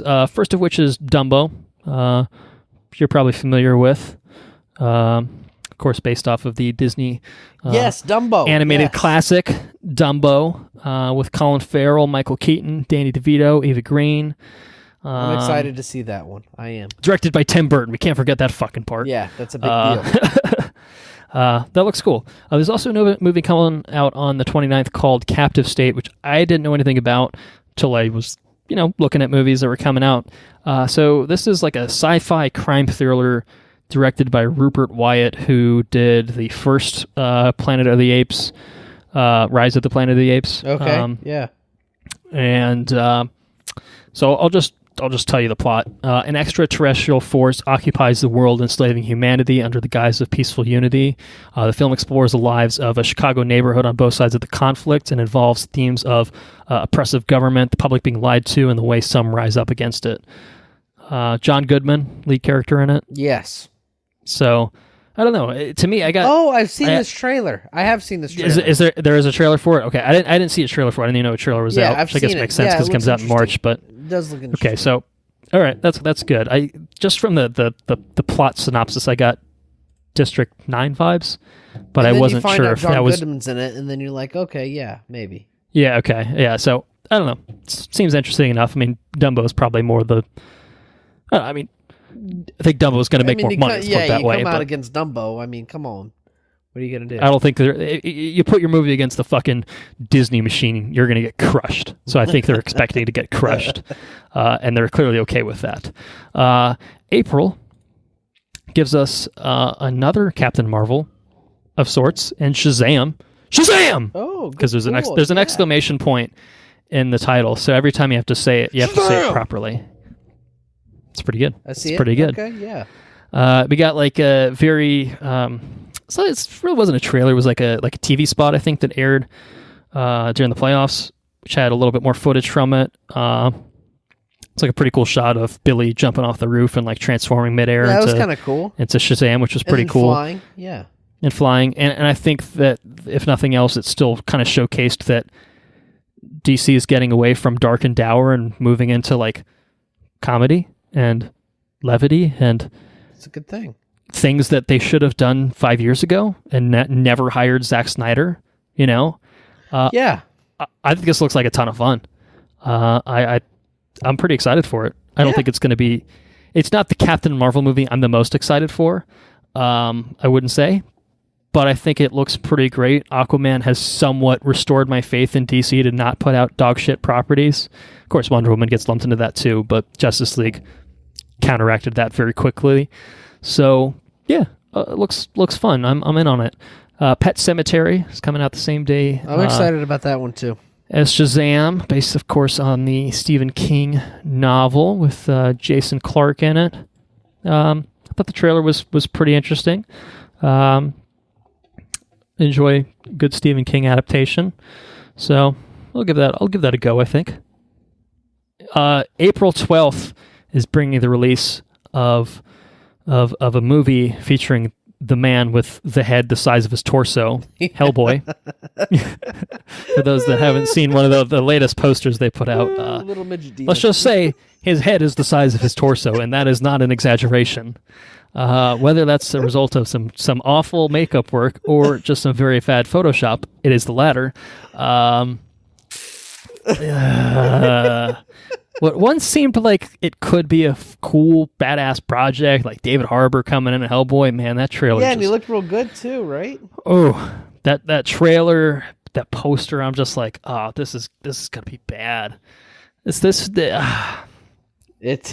certainly not looking gonna be very bad. good. So my hope is it's the Bumblebee of 2019.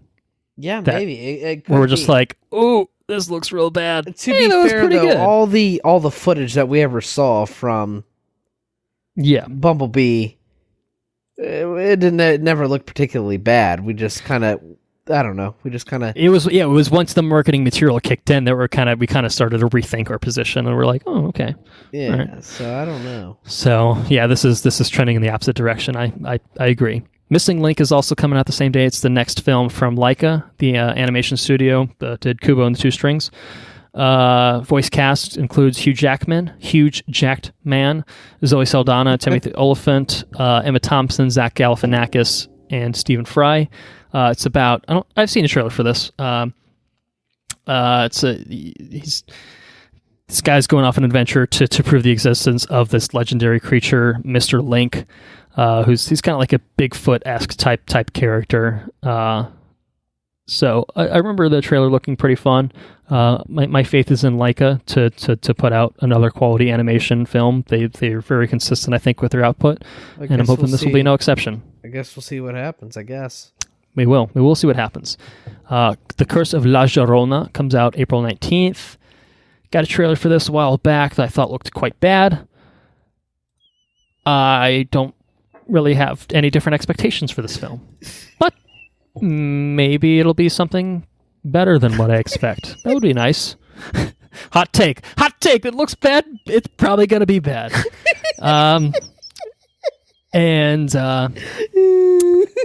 So see, we've got a new advent in the technology that we're discovering.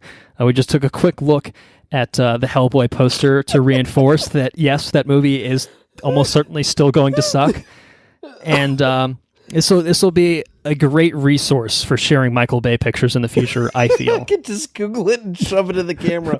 Boom, Michael Bay. So anytime one of us just pauses and just starts randomly laughing, just assume it's a Michael Bay picture. It's probably a safe assumption.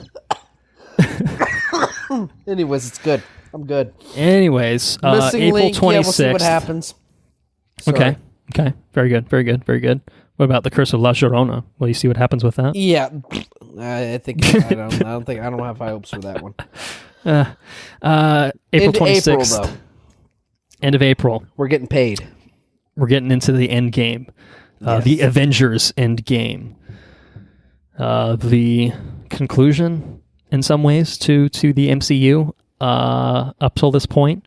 Perhaps, I think probably going to be the end of the stories of some characters. I'm not saying people are going to die and that's how the stories are going to end, but I think that there's a very real possibility this could be the last we ever see of your Tony Starks, your Steve Rogers, Thor, maybe. So end of an era in some ways, and perhaps a thumbing to the next page of the story after that. And there's nothing wrong with that. It's natural. It's totally okay. No, I mean it's a movie, 20 movies in the making, literally, probably more than 20, I guess, by the time it comes out. And with what Infinity War did and its ending, we got to know what happens next. And I think the exciting thing is, even though we have a teaser for it, I don't know what the fuck happens next. No. Well, how do you undo what they did? I don't know. No, I mean, they that's wrote the what's two cool, movies though, together, you know, so they obviously have a master plan. They can. but mean, it's the visual medium of comic books. So right. I mean, they like this is I don't know. Like they can just continue to fucking boom, boom, boom, boom, boom, and push them out. yeah. So it's very cool. I mean, it is cool. So no one's been able to replicate what the MCU has done. Many have tried, many have failed. Actually, many have tried, all have failed, I should say. And I think studios seem to be learning the lesson. DC in particular was just like, maybe we'll stop with the cinematic universe thing and just make movies. Because clearly we don't know what the fuck we're doing. That's on that totally front. okay. That's okay. Yeah, absolutely. Like Feige and company have their shit down pat. That's totally cool. But if you don't half-ass it and Just like do your try own to thing. Just do your own thing. like they put the fucking legwork in to make that thing happen. It didn't happen overnight, and everyone's just like, we gotta put Batman and Superman and Wonder Woman. They gotta be in the same movie. Doomsday. And like that was their solution, and it backfired spectacularly. But they're getting their shit together now, which is good. And hopefully Shazam again continues that trend. Yeah. Moving into May, we got Pokemon Detective Pikachu on the 10th of May, which I thought looked pretty interesting. I mean, I for feel what like it, I for have what it to is. see it. It's a live action Pokemon movie. Yeah, absolutely. But I mean, I didn't think it looked half bad. Like even like just putting aside the novelty of it, you know. I sound like a broken record, but Danny DeVito would have been the perfect Detective Pikachu.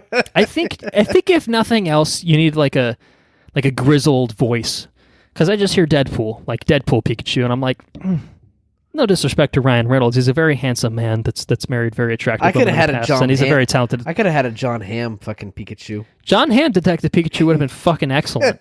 Yeah, that would have been great. Yeah, it would have been pretty fucking cool. That's shit, man. If we're talking about our boys, Oscar Isaac Detective Pikachu would have been pretty dope as well. Yeah. I just think I think there's certain people like you just hear the voice, and especially because Deadpool's a masked character. Like you hear more often the voice than you hear actually coming out of Ryan Reynolds' face. Right. So it's kind of the same principle I think that's applied here. Yeah. But I'm in. I'm definitely in on this.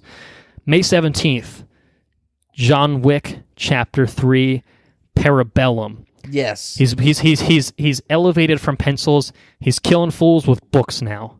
That's some serious shit. We got a trailer for this. This looks fucking awesome, dude. Oh man. He's riding a horse, shooting people in the. He's riding a horse. He's fighting people with like katanas and shit, man. And like, I don't even know what's going on. But I'm John all Wick's about awesome, man. Yeah, dude. The trailer looked awesome. John Wick, what a surprise! It's the perfect role for Keanu Reeves too, who I don't think is a particularly good actor, but when he's given the right role, he's fucking excellent. Yeah, he nails it. He is great as John Wick. He's fucking awesome in Bill and Ted. Like he's got some different modes, but not like he's not like a dramatic actor like Bram Stoker's Dracula. Keanu Reeves is just absolute trash. But this Keanu Reeves is the right kind of Keanu Reeves. And John Wick Chapter 3, Parabellum, in spite of the mouthful of the title, looks to be upholding the quality of the John Wick franchise. Oh yeah, very yes on this. May 24th, Aladdin, Guy Ritchie's Aladdin lands in theaters. I only have two thumbs, but if I had multiple thumbs, if I had more than two thumbs, you're all in on the Guy Ritchie Aladdin. Yeah, I think it's gonna be good. I'm excited. Yeah, I think it's. I don't know. I mean, it's got to be pretty unique. I would imagine. I mean, yeah. Disney hiring Guy Ritchie to make Aladdin is still a weird sentence to say. I don't know if I'll get over that. But, I think it'll be really fucking cool. I think that Guy Ritchie is capable of delivering a very unique take on this. I don't think we ever talked about it. Did you see the fucking magazine cover with Will Smith on it? What? As the genie? What? So you didn't? Okay. People were not having it. Let's put it that way. Look it up on your phone, and then when you start laughing in 2 minutes, we'll know why. But it was just regular Will Smith with like goofy hair and like the genie garb. No blue Will Smith or anything like that. And people were like, what the fuck is that? Rightfully so, because Robin Williams, obviously that's a hard legacy to live up to in terms of that role. But it was not a good look. But apparently apparently he will not be like regular Will Smith for most of the movie. He will be like CGI Blue Genie for most of the movie, is what Will Smith said after the backlash happened. So other than that, I think it looks, I mean, it seems like it should be a fun project to watch. All we have is like the teaser that showed very little. But I know you're a big fan of Aladdin, so. Hold on a second. Have you? Oh no. There it is. Oh no, that looks really fucking bad. Like I said, people were not having it.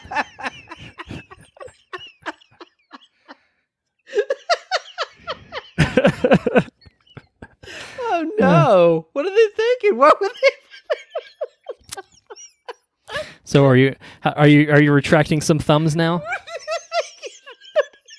How many thumbs are you willing to give now?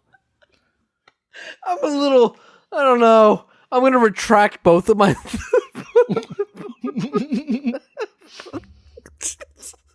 So, how many you had? I think you had more than two. So you said you took two out. So do you have it? More than two thumbs, I would put them up, but I took all of my multiple. So how many thumbs down. are remaining? I need to know before we can move on. I might have one toe. I've got one toe. Get it? So, like I said, he's supposedly going to be blue for most of the movie, but obviously not for all of it. I mean, this shit looks really bad. What were they thinking? To be fair, Entertainment Weekly is notorious for how piss poor their magazine covers are. So what the fuck? I wouldn't totally rely on that, but it looks bad. So there is that part of it. But Brightburn's also coming out on May 24th. Maybe that'll be the better of the two. Do you think so? What? Yeah, I think it looks. I don't know, I'm a little bit more Evil Superman. Now. Yeah, Evil Superman kid. I'm in that over fucking Will Smith genie. Is it the new Jim Carrey Eggman? Yeah, it's really fucking bad. Is it not quite really there? Bad. Really, really bad. Oh man, I'm not digging that at all. I imagine the internet tore that shit up, right? Yeah, they were not fans. Okay. But I know you're a fan of what's coming out on May 31st and Godzilla, King of the Monsters. Yes. Right? Yes, definitely yes. 2 thumbs and 2 toes, for sure. Right, well, last time you did that, you regretted it. Yeah, well, I am up and up on my Godzilla, okay, and Godzilla's looking pretty good. It does look pretty fucking good. No doubt about that. Also coming out on the 31st, Rocket Man, the Elton John biopic with Taron Egerton in it. What little bit I saw of that, that looks like it's going to be okay too. Yeah, it looks. Yeah, I mean, the teaser really wasn't much to go off of. Yeah, but I thought it looked interesting. It's directed by Dexter Fletcher, who was the guy that finished Bohemian Rhapsody / directed part of it. There's uncertainty as to how much he actually did. Nominated for Film of the Year. I don't know. But my hope is that Rocket Man is better than Bohemian Rhapsody. Let's put it that way. Okay. June 7th. Probably one of the biggest releases of the year. Probably something that's going to smash all sorts of records. Dark Phoenix. Gotcha. He's like the Lion King's coming. Yeah, no. Lion King. Yeah, no. Dark Phoenix. I don't know about that. We'll get there. Yeah. Is this going to be the worst X-Men film ever made? I don't know. It's possible. I'm not ruling it out as a possibility. The first trailer was bad. The early buzz on this seems to be very bad. I know it's been reshot like once or something. I don't know. There's rumors about like, this is so bad we have to reshoot the whole movie, kind of bullshit like that. It's probably not too far off the mark, but it will almost certainly be the last mainline X-Men film that Fox ever produces, and we have to be happy about that, because 2019 should mark the close of the Disney-Fox acquisition, and that's pretty cool. So we can look forward to, hopefully in the future, the X-Men not being party to shitty movies, Logan aside. Men in Black International, June 14th, Tessa Thompson. Yeah, Chris that's going to be Hemsworth. good. I'm excited about that. Liam Neeson. Yeah, trailer was fun. Great cast. Thor Ragnarok plus Men in Black. Yeah. Why not? Yeah. June 21st, Child's Play is getting a reboot make. It's classified as a remake. Chucky's been around for a long time, though. Fine. Okay. Whatever. Yeah. We'll see what happens. It is what it is. It's probably going to get crushed by the movie that comes out on the same day by the name of Toy Story 4. Probably. Yes. Probably a movie that's going to... Yeah, that's funny, though. They're both dolls. They're doll movies coming out at the same time. That's true. That's fun. That is fun. But one of those is going to make a lot of money, and the other one is not. So, yeah, it's Toy Story 4. I don't think it needed Toy Story 4, but hell yeah, man. Toy Story 4, man. Take it. Why not? Absolutely. July 3rd brings us Annabelle 3, another entry into the Conjuring spin-off franchise. Apparently Annabelle 2 is pretty good, from what I understand. But I recall the first one was not very good, from what I understand. But I don't know. We'll see what happens. Yeah. I don't know if I'll see what happens because it's the third one that I haven't. Someone will see what happens, and we'll make our determination based off of that.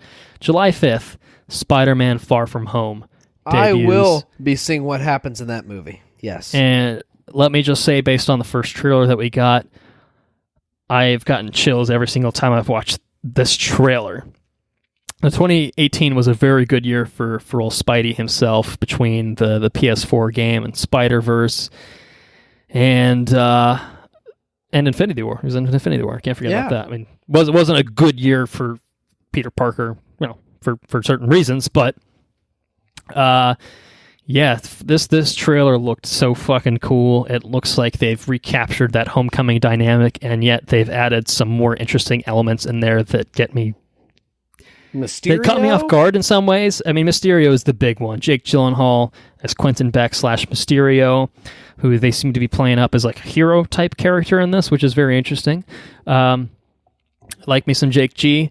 I thought that the actual ending part of the trailer, when we see the fucking full fishbowl head, was super fucking awesome. Like, the commitment to the design is great. Yeah. The execution of it is phenomenal.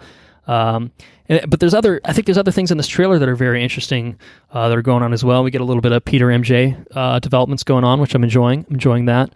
And then Nick Fury, Maria Hill. Yeah. What's going on there? Little shield / whatever the fuck they do these days, action happening there. Yeah, but now, we can't forget that Peter Parker, Nick Fury, and Maria Hill are all three dusted characters. Yeah. Right. So there's nothing in this trailer that outright suggests that it doesn't take place before Infinity War. So there's no real reason it couldn't. My understanding is it doesn't, which is, I guess, somewhat of a spoiler in itself, but the fact that Feige has said as much. But he did say? Yeah, and it's kind of like, okay, it's not a surprise that some of these characters would be back. Doesn't mean that everyone's going to come back. I think it's entirely likely that the dusted characters all come back, and then in exchange we lose most of the characters that didn't get dusted. Right. Because most of them were the new crew. Like, yeah, Black Panther's not getting a sequel. Fuck off with that. Of course, they've already announced it. Sure. Right. Doctor Strange, they already announced a sequel. So it's like, this movie's been filming for a while, and it's not like it's not like Sony could sit on their ass and never put out a trailer until Avengers comes out, and they're like, we got a month and a half to market our fucking new Spider-Man movie that no one knew anything about. Like, it's just not realistic. It's not feasible. But they didn't have a bullshit line in this. I'm like, oh man, can't believe that Ant-Man flew into Thanos' ass and then turned into Giant Man and blew him up from the inside. Like, they didn't do that. That definitely could happen. It's true. It could happen.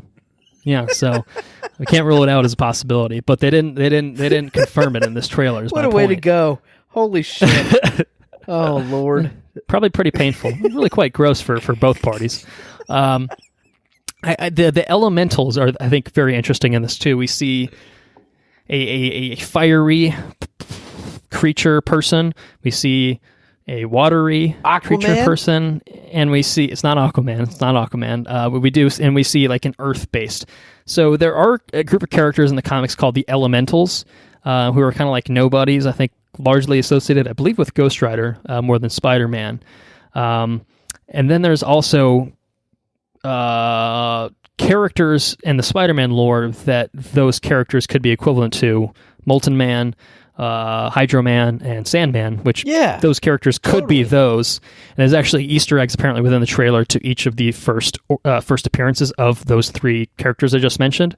Okay. So it's possible they're doing they're kind of, doing like an MCU take on some of those characters. Like, I think that would be really cool. Like, I read somewhere that there was a Easter egg that Spider-Man's going to get cloned. Did you read that?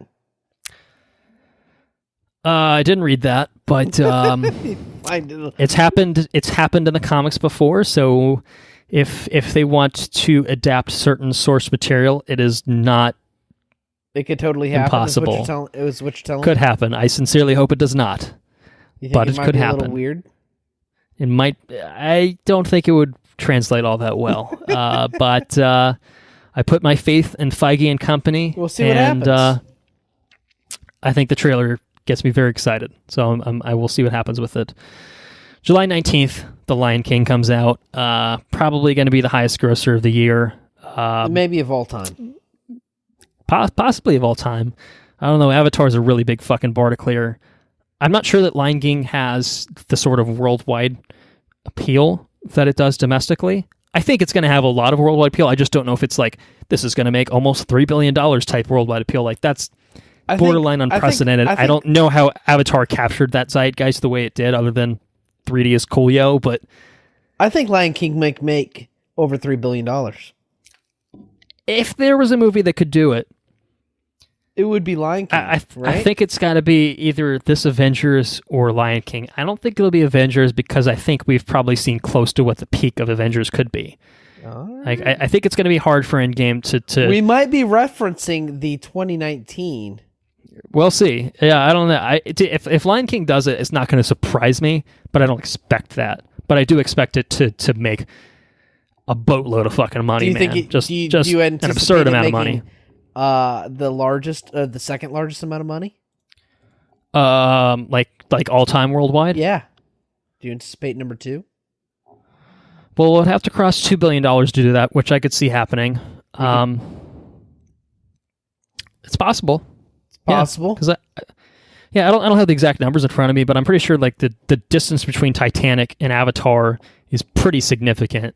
That there's a lot of room in between where someone could comfortably settle in there. But Avatar is just so up there that I don't feel comfortable predicting anything to surpass Avatar. I'm not saying anything won't, because I think absolutely something will, but I think it's going to be something less obvious than The Lion King.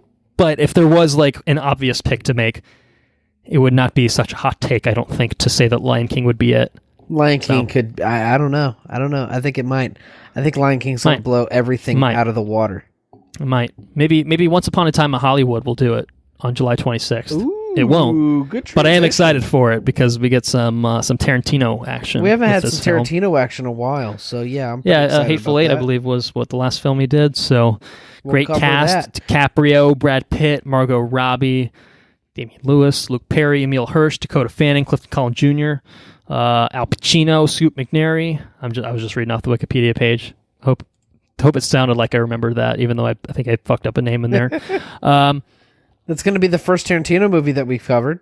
Yeah, I'm very excited for more Tarantino. Yeah, for sure. What about? Oh my God, is this movie actually called this? August 2nd.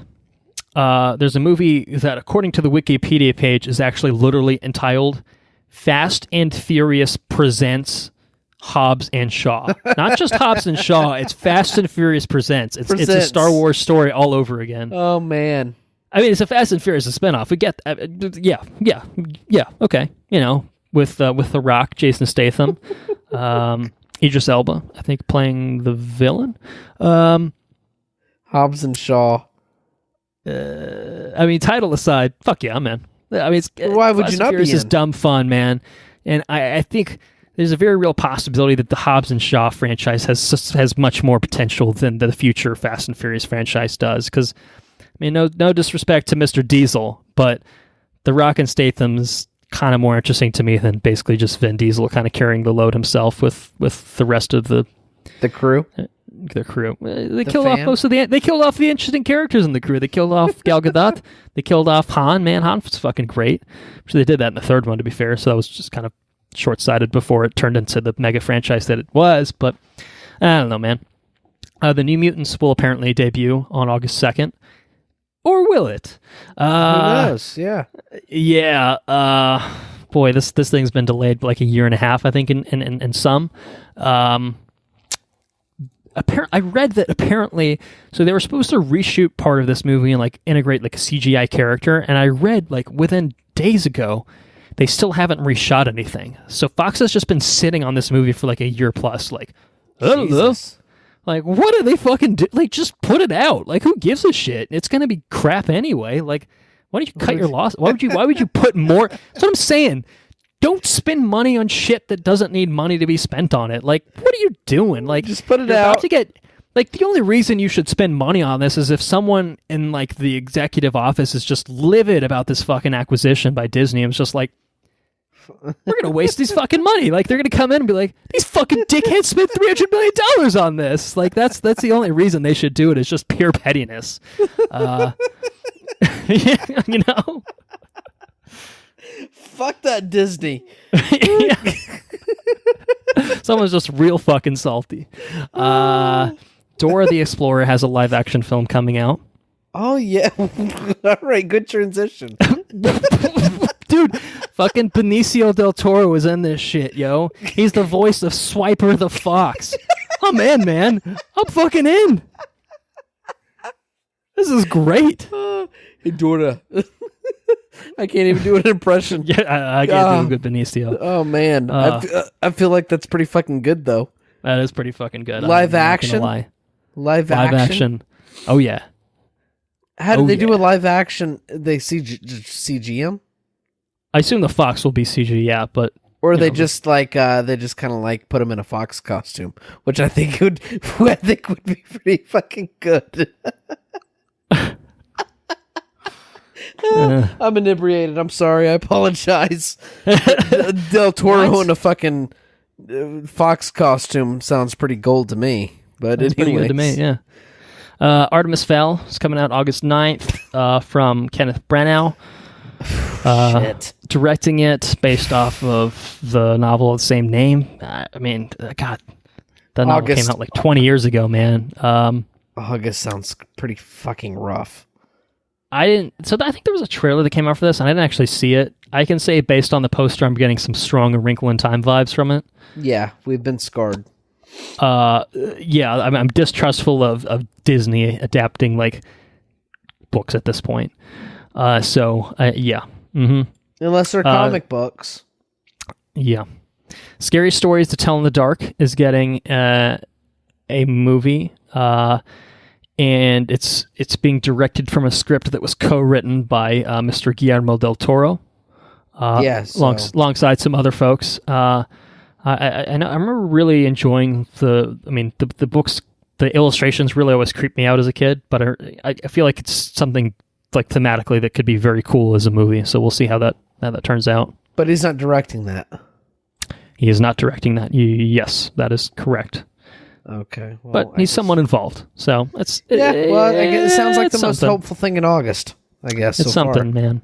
Besides Hobbs and Shaw. I guess Hobbs and Shaw sounds okay. So Yeah, good old Hobbs and Shaw. Moving into September, we've got It Chapter 2 coming out on September 6th, Georgie. How are you feeling about it, Georgie? I think that's the most hopeful thing in those past 2 months. Okay, yeah. Between August and September. Well, you'll notice that the movies that I talked about for August, we skipped, I think, pretty much almost a whole month, and I'm like, yeah, we're good. You know, Right. when I was looking at like a lot of what was coming out in tail end of August and whatnot. Yeah, literally the only movie I have on the list is from September is It Chapter 2, which I'm very, very excited for. Bill Skarsgård coming back as Pennywise the Dancing Clown, and then we're having the adult version of The Losers Club, which will include the likes of James McAvoy, Jessica Chastain, Bill Hader, a few others. But I think those are the biggest names, I think, that have joined the cast. And same director as the first one. The kids from the first one are also going to come back for portions of this film. So great. Yeah, totally. Very cool. Very cool. October 4th will bring about the Joaquin Phoenix film Joker. I had to correct myself. And joining Mr. Jaquan will be Robert De Niro, Zazie Beetz, and this is, of course, based off of the DC comic book character, the Joker, but it's its own thing. It's not the Jared Leto damaged Joker. It's not the Heath Ledger Joker. It's like an origin story for how Mr. Arthur Fleck became the Joker, which sounds horrible. But it does have Jaquan. So it does have Jaquan, which it's a good cast, I think, overall. Directed by Todd Phillips of The Hangover fame. That's probably another strike against it, I would say, in the scheme of things. But I don't hate the design that we've seen in like the set photos and all that totally good stuff. Okay. But so it could, yeah. In spite of, I think, the concept being bad, stupid, and unnecessary. This and at the very least, it's a case of DC just doing something instead of being like, well, we got to make a Jared Leto Joker movie because, you know, that's the Joker that we know and love now. No one loves him except for Jared Leto. Jared Leto loves the Jared Leto Joker. I will point that out. Yeah, he's a big fan. But other than that, not much there. So DC's doing their own thing, and you gotta go with it, I suppose. Gemini Man is also coming out the same date. What is from that? Director Ang Lee. I didn't know anything about this until, again, he was in the process of looking things up. And Ang Lee, pretty notable director. What's the last thing that Ang Lee has done? Did Ang Lee do Hulk? He did the 2003 Hulk, which is shithouse, no doubt about that. But did he do Mission Impossible 2? No, that was John Woo. Oh, okay, all right. That was John Woo. But he did do Hulk. He did do Hulk. He did do the 2003 Hulk. That is a fact. But he did like Crouching Tiger, Hidden Dragon, Brokeback Mountain, Life of Pi. So it's not like a total hack, I wouldn't say. Sounds like he's got some pretty good movies under his belt. Yeah, like Hulk, I think, is kind of more the exception of just like, oh, this is a movie. This is like a comic book movie made in the early 2000s by someone that doesn't understand comic books. Like, that was kind of my, wanted, because, if you recall, the editing of the Hulk was like, look, it's a comic book. It's got multiple panels, and it was just like, oh, God, this is so bad. Is this, by chance, a movie about a Mega Man villain? If it was, I'd be excited about it. It's a good call. It's not. So it stars Will Smith, Clive Owen, Mary Elizabeth Winstead, and Benedict Wong. It's about an aging assassin that seeks to exit his career, and then he finds himself going against a younger clone of himself that can predict his every move. Oh my goodness! I think sounds pretty cray. Yeah, I assume Will Smith is playing the assassin because he's the top billed actor in there, but he is Will Smith. I don't think he takes roles where he's not the top billed actor in it. Right. So, that sounds pretty cool. Yeah, no, definitely sounds pretty cool.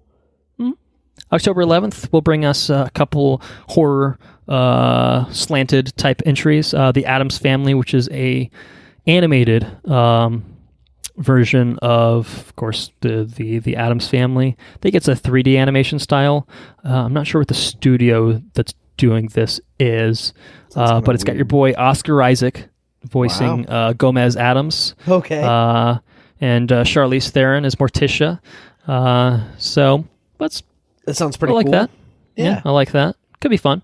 I think an animated film is a good way to kind of redo the Addams Family. I think that's vastly preferable than doing like a full on like live action version of it or whatever. That one with Christy Ritchie or whatever. I remember being all right. I haven't seen it. I don't remember it enough to like. I used to watch tell it a you lot if when that's I was true or a not. kid. Yeah, I don't know. Zombieland 2, same date, on the 11th. I think all the cast is expected to return. Woody Harrelson, Jesse Eisenberg / Mark Zuckerberg. I don't know whichever one is which. Slash Michael Cera. No, slash Lex Luthor. Yes. Okay.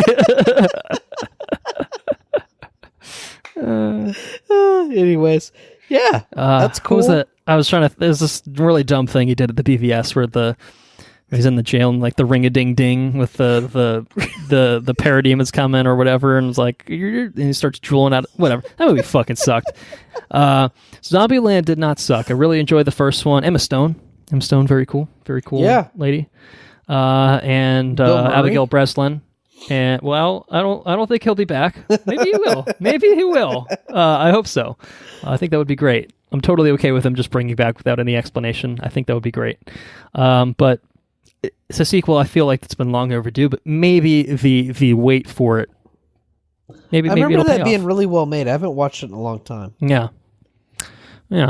October 18th will bring us A Beautiful Day in the Neighborhood, the Tom Hanks movie about Mr. Rogers. Looks incredibly good. Well, I mean, just from that promo shot, he looks like... It's Tom Hanks, man. Tom Hanks is a pretty good actor, yeah. Tom Hanks is like... that. Has Tom Hanks ever put a bad performance in his life? Like, I'm not saying he hasn't been in bad movies, which I think that's probably actually largely rare too. But Tom Hanks is a fucking workman actor. Like, he is consistently great, regardless, I think, of the role or movie that he gets. So, but when you give him a golden role, he is a golden actor for sure. Yeah. So and there's a lot of material to work on that movie. So we'll see what he does. I'm pretty excited about it. November will bring us Charlie's Angels reboot, which will be Kristen Stewart, Naomi Scott, and Ella Balenska as the Angels, with Elizabeth Banks as Charlie. Oh. Yeah. She was good in Power Rangers as Rita. Oh, she was spectacular. I particularly enjoyed the set piece located in the Krispy Kreme. It made me greatly crave a Krispy Kreme donut and a refreshing hot coffee from Krispy Kreme. Krispy Kreme. Gotta have it.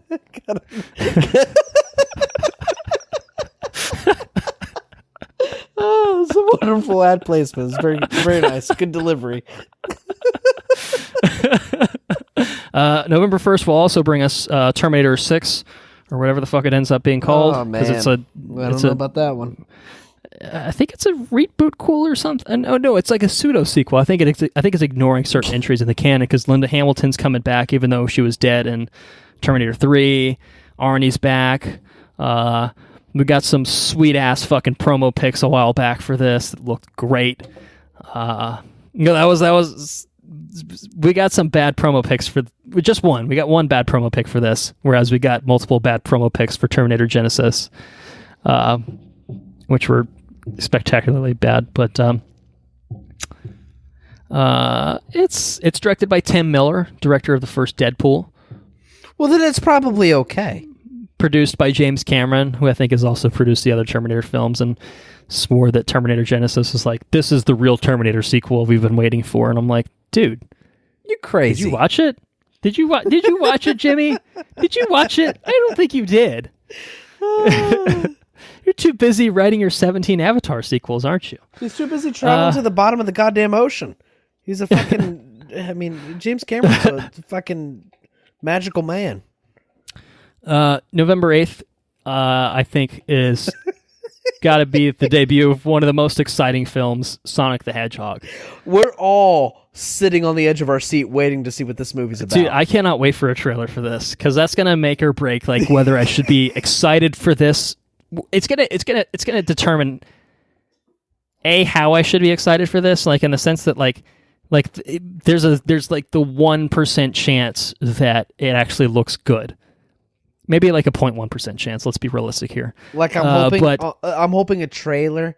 But I'm hoping that it looks so fucking ridiculous that you have to see it, like and like revel in it. I don't want it to look just bad. If it just looks bad, then that's boring. I just want to see Jim Carrey like peppered in at the end, at the very end of the trailer. I need him to have a very loquacious mustache, right, with a maniacal laugh, as Dr. Eggman, and sitting in like a giant robot thing laughing. And then that'd be the end of the trailer. The end. Those are the things that I want. Yes, indeed. Apparently, the same day, Kingsman: The Great Game, the Kingsman prequel, is coming out. As talked Sonic? about this a little while back. Yeah. I was had the wrong date on the script, but I know which one I'm gonna go see. I know that for a fact. Well, it's Sonic the Hedgehog, obviously. So. Yeah, definitely. I'm 100% gonna go see Sonic. So I don't know. Maybe, it might be a good double feature. You never know. You never know. Don't put that on us. That might be rough. But maybe it could be. It could be a double feature. Yeah, Kingsman. The prequel sounds better than a sequel to me. So I'll go on Kingsman. Hopefully, it doesn't disappoint like the second one did. What do we have for the rest of November? 22nd, Frozen 2. Here's another contender for some crazy box office success. Frozen, I know for sure, had great international success, particularly in Japan, where I think it might still be the highest grossing film of all time in Japan. Holy shit. Like it had the most ridiculous legs in Japan. It was crazy. I really liked the first Frozen. Yeah, no, it was really good. So I'm excited for Frozen 2. I think that sounds good to me. Hopefully it's better than Olaf's Frozen Adventure. Which was absolutely fucking miserable. Me thinks it will have a bigger budget than that, and I'll actually want to watch it instead of being forced to watch it before I was something actually else that I want to like, watch. I remember, it's funny you bring that up. I remember being fucking pissed watching that shit. It was like, it's like 30 minutes long. It was ridiculous. Yes. Anyways, hopefully that doesn't happen. Anyways, November 27th will bring us Knives Out, the next film from Star Wars The Last Jedi director Rian Johnson, with Daniel Craig, Chris Evans, Lakeith Stanfield, Michael Shannon, Ana de Armas, Lord have Don mercy. Motherfucking Johnson. Holy shit, look at this. This is the most ridiculous cast I might have ever seen in my life. Yeah. Jamie Lee Curtis, Toni Collette, Christopher Plummer, Catherine Langford, and there's a couple other names that are pretty good in there too. Gee whiz. It's a modern take on the whodunit murder mystery. Yeah. No, man. I know. I saw him post on Twitter that it wrapped like a little while back. So we should be getting some teasers and some trailers and shit. Oh yeah, All some right. good stuff coming soon. December, final month of 2019. Not too much set up for this just yet. Jumanji 3. Set for the 13th of December. We do know that Mr. Danny DeVito has joined the cast, along with Danny Glover and, wait for it, Awkwafina. So that sounds great. I think The Rock, Jack Black, all coming back. Assume Chris / Kevin Hart as well, and Karen Gillan. I assume all expected to be back. Chris Hart, good pull. I mean, no offense. I hope Kevin Hart listens to our podcast. And I just want to tell you, maybe. Kevin, I'm sorry. I don't mean any disrespect by calling you Chris. Apologize. And/or Chris. Kevin and/or Chris. Kevin and/or Chris. Yeah, right. December 18th. I don't know if this date will hold because I don't think we've seen really much on this, but Masters of the Universe is supposed to get another attempt at being made. Wait, Masters of the Universe, He-Man? Masters of the Universe, He-Man. I have the power. That sort of thing, you know. Yeah. I just remembered you could actually see me doing that. Yeah, I totally could. I was very impressed. And then She's got the fucking sword and he swings it. Oh, December 20th. I think perhaps another movie that could break the box office. Although, will it? I don't know. Maybe there's been such a backlash from the eighth entry in this franchise that people are just so fucking upset that they're not going to watch a fucking Star Wars movie. That's because true. Star Wars Episode 9. Star Wars The Last Jedi ruined their childhood, so they're not going to watch Star Wars Episode 9. There's a petition to ban it from like Star Wars canon. Well, I think if they could get that remake off the ground for The Last Jedi, then I think that would be fine. Like, I find it hard to believe the fan-funded remake that was going to be great, the greatest movie of all time. It was going to be written by everyone that contributed money into it. Nobody wants to partition fucking like Attack of the Clones from canon or Episode 1 from canon. No, but we want to partition. We want to partition this one. What? That didn't ruin my childhood. Last Jedi did because Like I literally want to dodge 3 movies out of the series. Why did Last Jedi ruin my childhood? I can't quite recall. Maybe it's because it was a pretty good fucking movie. Here's my hot take. Hot take for the. It was pretty good, 4 right? hours of coverage on it. Yeah, Last Jedi is great. I mean, okay, maybe it's not my favorite in the franchise, but I think it was either my second or third favorite in the franchise when we ranked it back in the day. And I'm pretty sure I feel about the same as I did when we did that. So I am very excited for Star Wars Episode 9. J.J. Abrams returning to the directing chair. Got some good casting added into it. I mean, of course, we got an amazing cast returning. Daisy Ridley, Adam Driver, John Boyega. Should give him full credit for his name. Oscar Isaac, and then Kerry Russell, Richard E. Grant, Billy D. Williams coming back as motherfucking Lando, and Dominic Monaghan and Matt Smith, new additions to the cast as well. We know that Carrie Fisher, some footage that she had shot, I think for both Force Awakens and Last Jedi, is going to be repurposed in some fashion for this movie. That'll be very interesting to see how that turns out. But it's Star Wars. You ain't got to tell me twice, man. That's it. And it's the conclusion to the sequel trilogy, man. Like, whatever enmity you have towards The Last Jedi, towards people pissing on your childhood, this is the blah, end. blah, blah, or whatever, and SJW bullshit or whatever, you're gonna show up. Like, you shut your mouth. Come on. Like, it's Star Wars. Like, I mean, I guess obviously it's not infallible to say that it's Star Wars, therefore it will make money. See Solo, a Star Wars story, but not for a main entry like this. I mean, yeah, Last Jedi made less money than Force Awakens did, but you know, Force Awakens was this big fucking deal, and I would be shocked to see 9 not take on a similar effect. I think 9 will perform similar to The Force Awakens, more similarly to The Force Awakens than it will to The Last Jedi. I feel like we've had longer to ramp up for this last one, though. I mean, how soon do they start putting out promo materials for Force Awakens? Force Awakens is about a year in advance, and I think Last Jedi was pretty close to that timeline, maybe a little bit less. But we don't have a title for 9. You know, we don't have anything for 9, and we have effectively have less than a year. We've heard it. We've heard the new cast members that have joined it, and that's it. That's pretty much it. that's literally it. Yeah. So I think I would imagine we'll get a title pretty soon, and then it'll fucking jump off, and we'll and then at that point, yeah, you know, ads for fucking a year when Captain Marvel, Avengers, one of those is going to have a Star Wars teaser attached to it, no doubt. You know, one of those big fucking. We also have whatever. It's going to have any one of Disney's 18,000 movies that's going to make them $700 billion this year. They will attach a Star Wars teaser / trailer to, and the machine will carry itself at that point. I feel like after it will be self-sustainable. Endgame is going to be the Star Wars thing. But then you also have Celebration this year too, right? They skipped last year?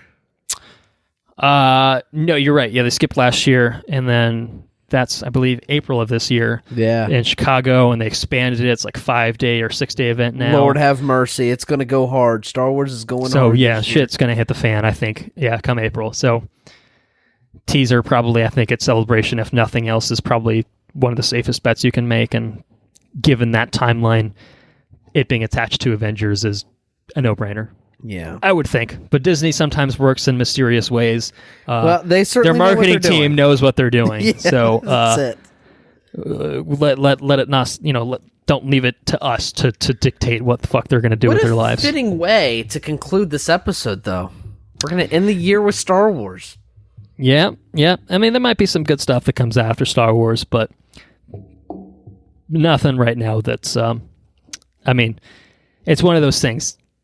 Obviously, you want Christmas releases, but in the way that I think that 2018 had like 19 different releases on Christmas Day or around Christmas Day, you don't do that with Star Wars. Like, unless you're like very obvious counter programming, right? Maybe don't take that chance. You know, so yeah. That's it. I feel like this was a pretty long episode. I feel like we were pretty conversational. We went long again, so apologies again. For keeping you all listening, or if you just bailed and you're not listening to this part, understood. Message received. We will be back on track, hopefully, for when we get back into this was the a very regular new flow of experience episodes. for us. We've never done the webcam It was true. record. I think that did probably somewhat artificially inflate it a little bit. We talked about American Gods a lot, and I'm going to blame you for that. But I probably got very wordy with Just a little bit. We didn't talk by about talking it too about. long. We didn't talk too long about it. It came up a few times, but it's fine. Came up again just now. I'm kind of excited a little bit about it. I'm not gonna lie, a little bit excited. Yeah, I'll give it a go when I watch talking season about one. it. We're talking eventually. about it again. Eventually, but yeah, let's conclude there. Star Wars is a good note to end it on. I agree.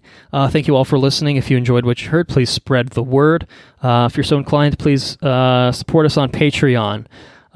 We have Patreon set up where you can give us.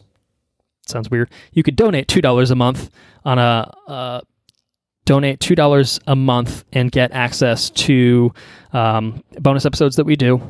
Timed exclusive access to those bonus episodes. So the current bonus episode that we have up on Patreon is the Ballad of Buster Scruggs, the Netflix original film from the Coen brothers. And bear in mind that we will be doing those Game of Thrones ones very soon in the future. Maybe we might do a little something before we get there. I don't know. And you'll also get early access to all of our regular episodes. So it's $2 a month. We ask very little of you, but it helps us fund things like webcams and microphones. It's a lot of fun. So a lot of fun. kind of subsidizes that, which, we got a new wrinkle to the show now. So there's Might that. bring you some entertainment. Yeah. Our website is www.watchreviewrepeat.com. You'll find links to our socials up in the top right of that. On Twitter, you can follow us at WRRPod. You can like us on Facebook at Watch Review Repeat. If you have any questions, comments, suggestions, things you're excited about in 2019, send it over to us at our watchreviewrepeat@gmail.com account, where we receive very little emails, but we would be very excited to hear from our listeners. Our intro and outro track is Mechanolith by Kevin MacLeod. Talk to somebody, please. Licensed under, it's a cry for help. It's a cry for help, okay? It's licensed under the Creative Commons by Attribution 3.0 license. Talked about it very briefly. Our next episode, we're going to be doing somewhat of a triple feature. Not a traditional triple feature. We're going to be talking about Glass. That's the big new release. But we're also going to talk about Unbreakable and Split because it's a good chance to get our thoughts on the movie, all the movies in that trilogy on the record. The M. Night Shyamalan superhero trilogy. Or supervillain trilogy, I guess, somewhat. Comic book trilogy. Something like that. Excited to get cracking on this catalog of 2019 that we spent way too long talking about. So until that episode arrives, we hope you guys have a wonderful week. Go cure cancer, live the American dream, and yeah, Andrew. Ladies on the Minjay, everyone. Thank you. Goodbye.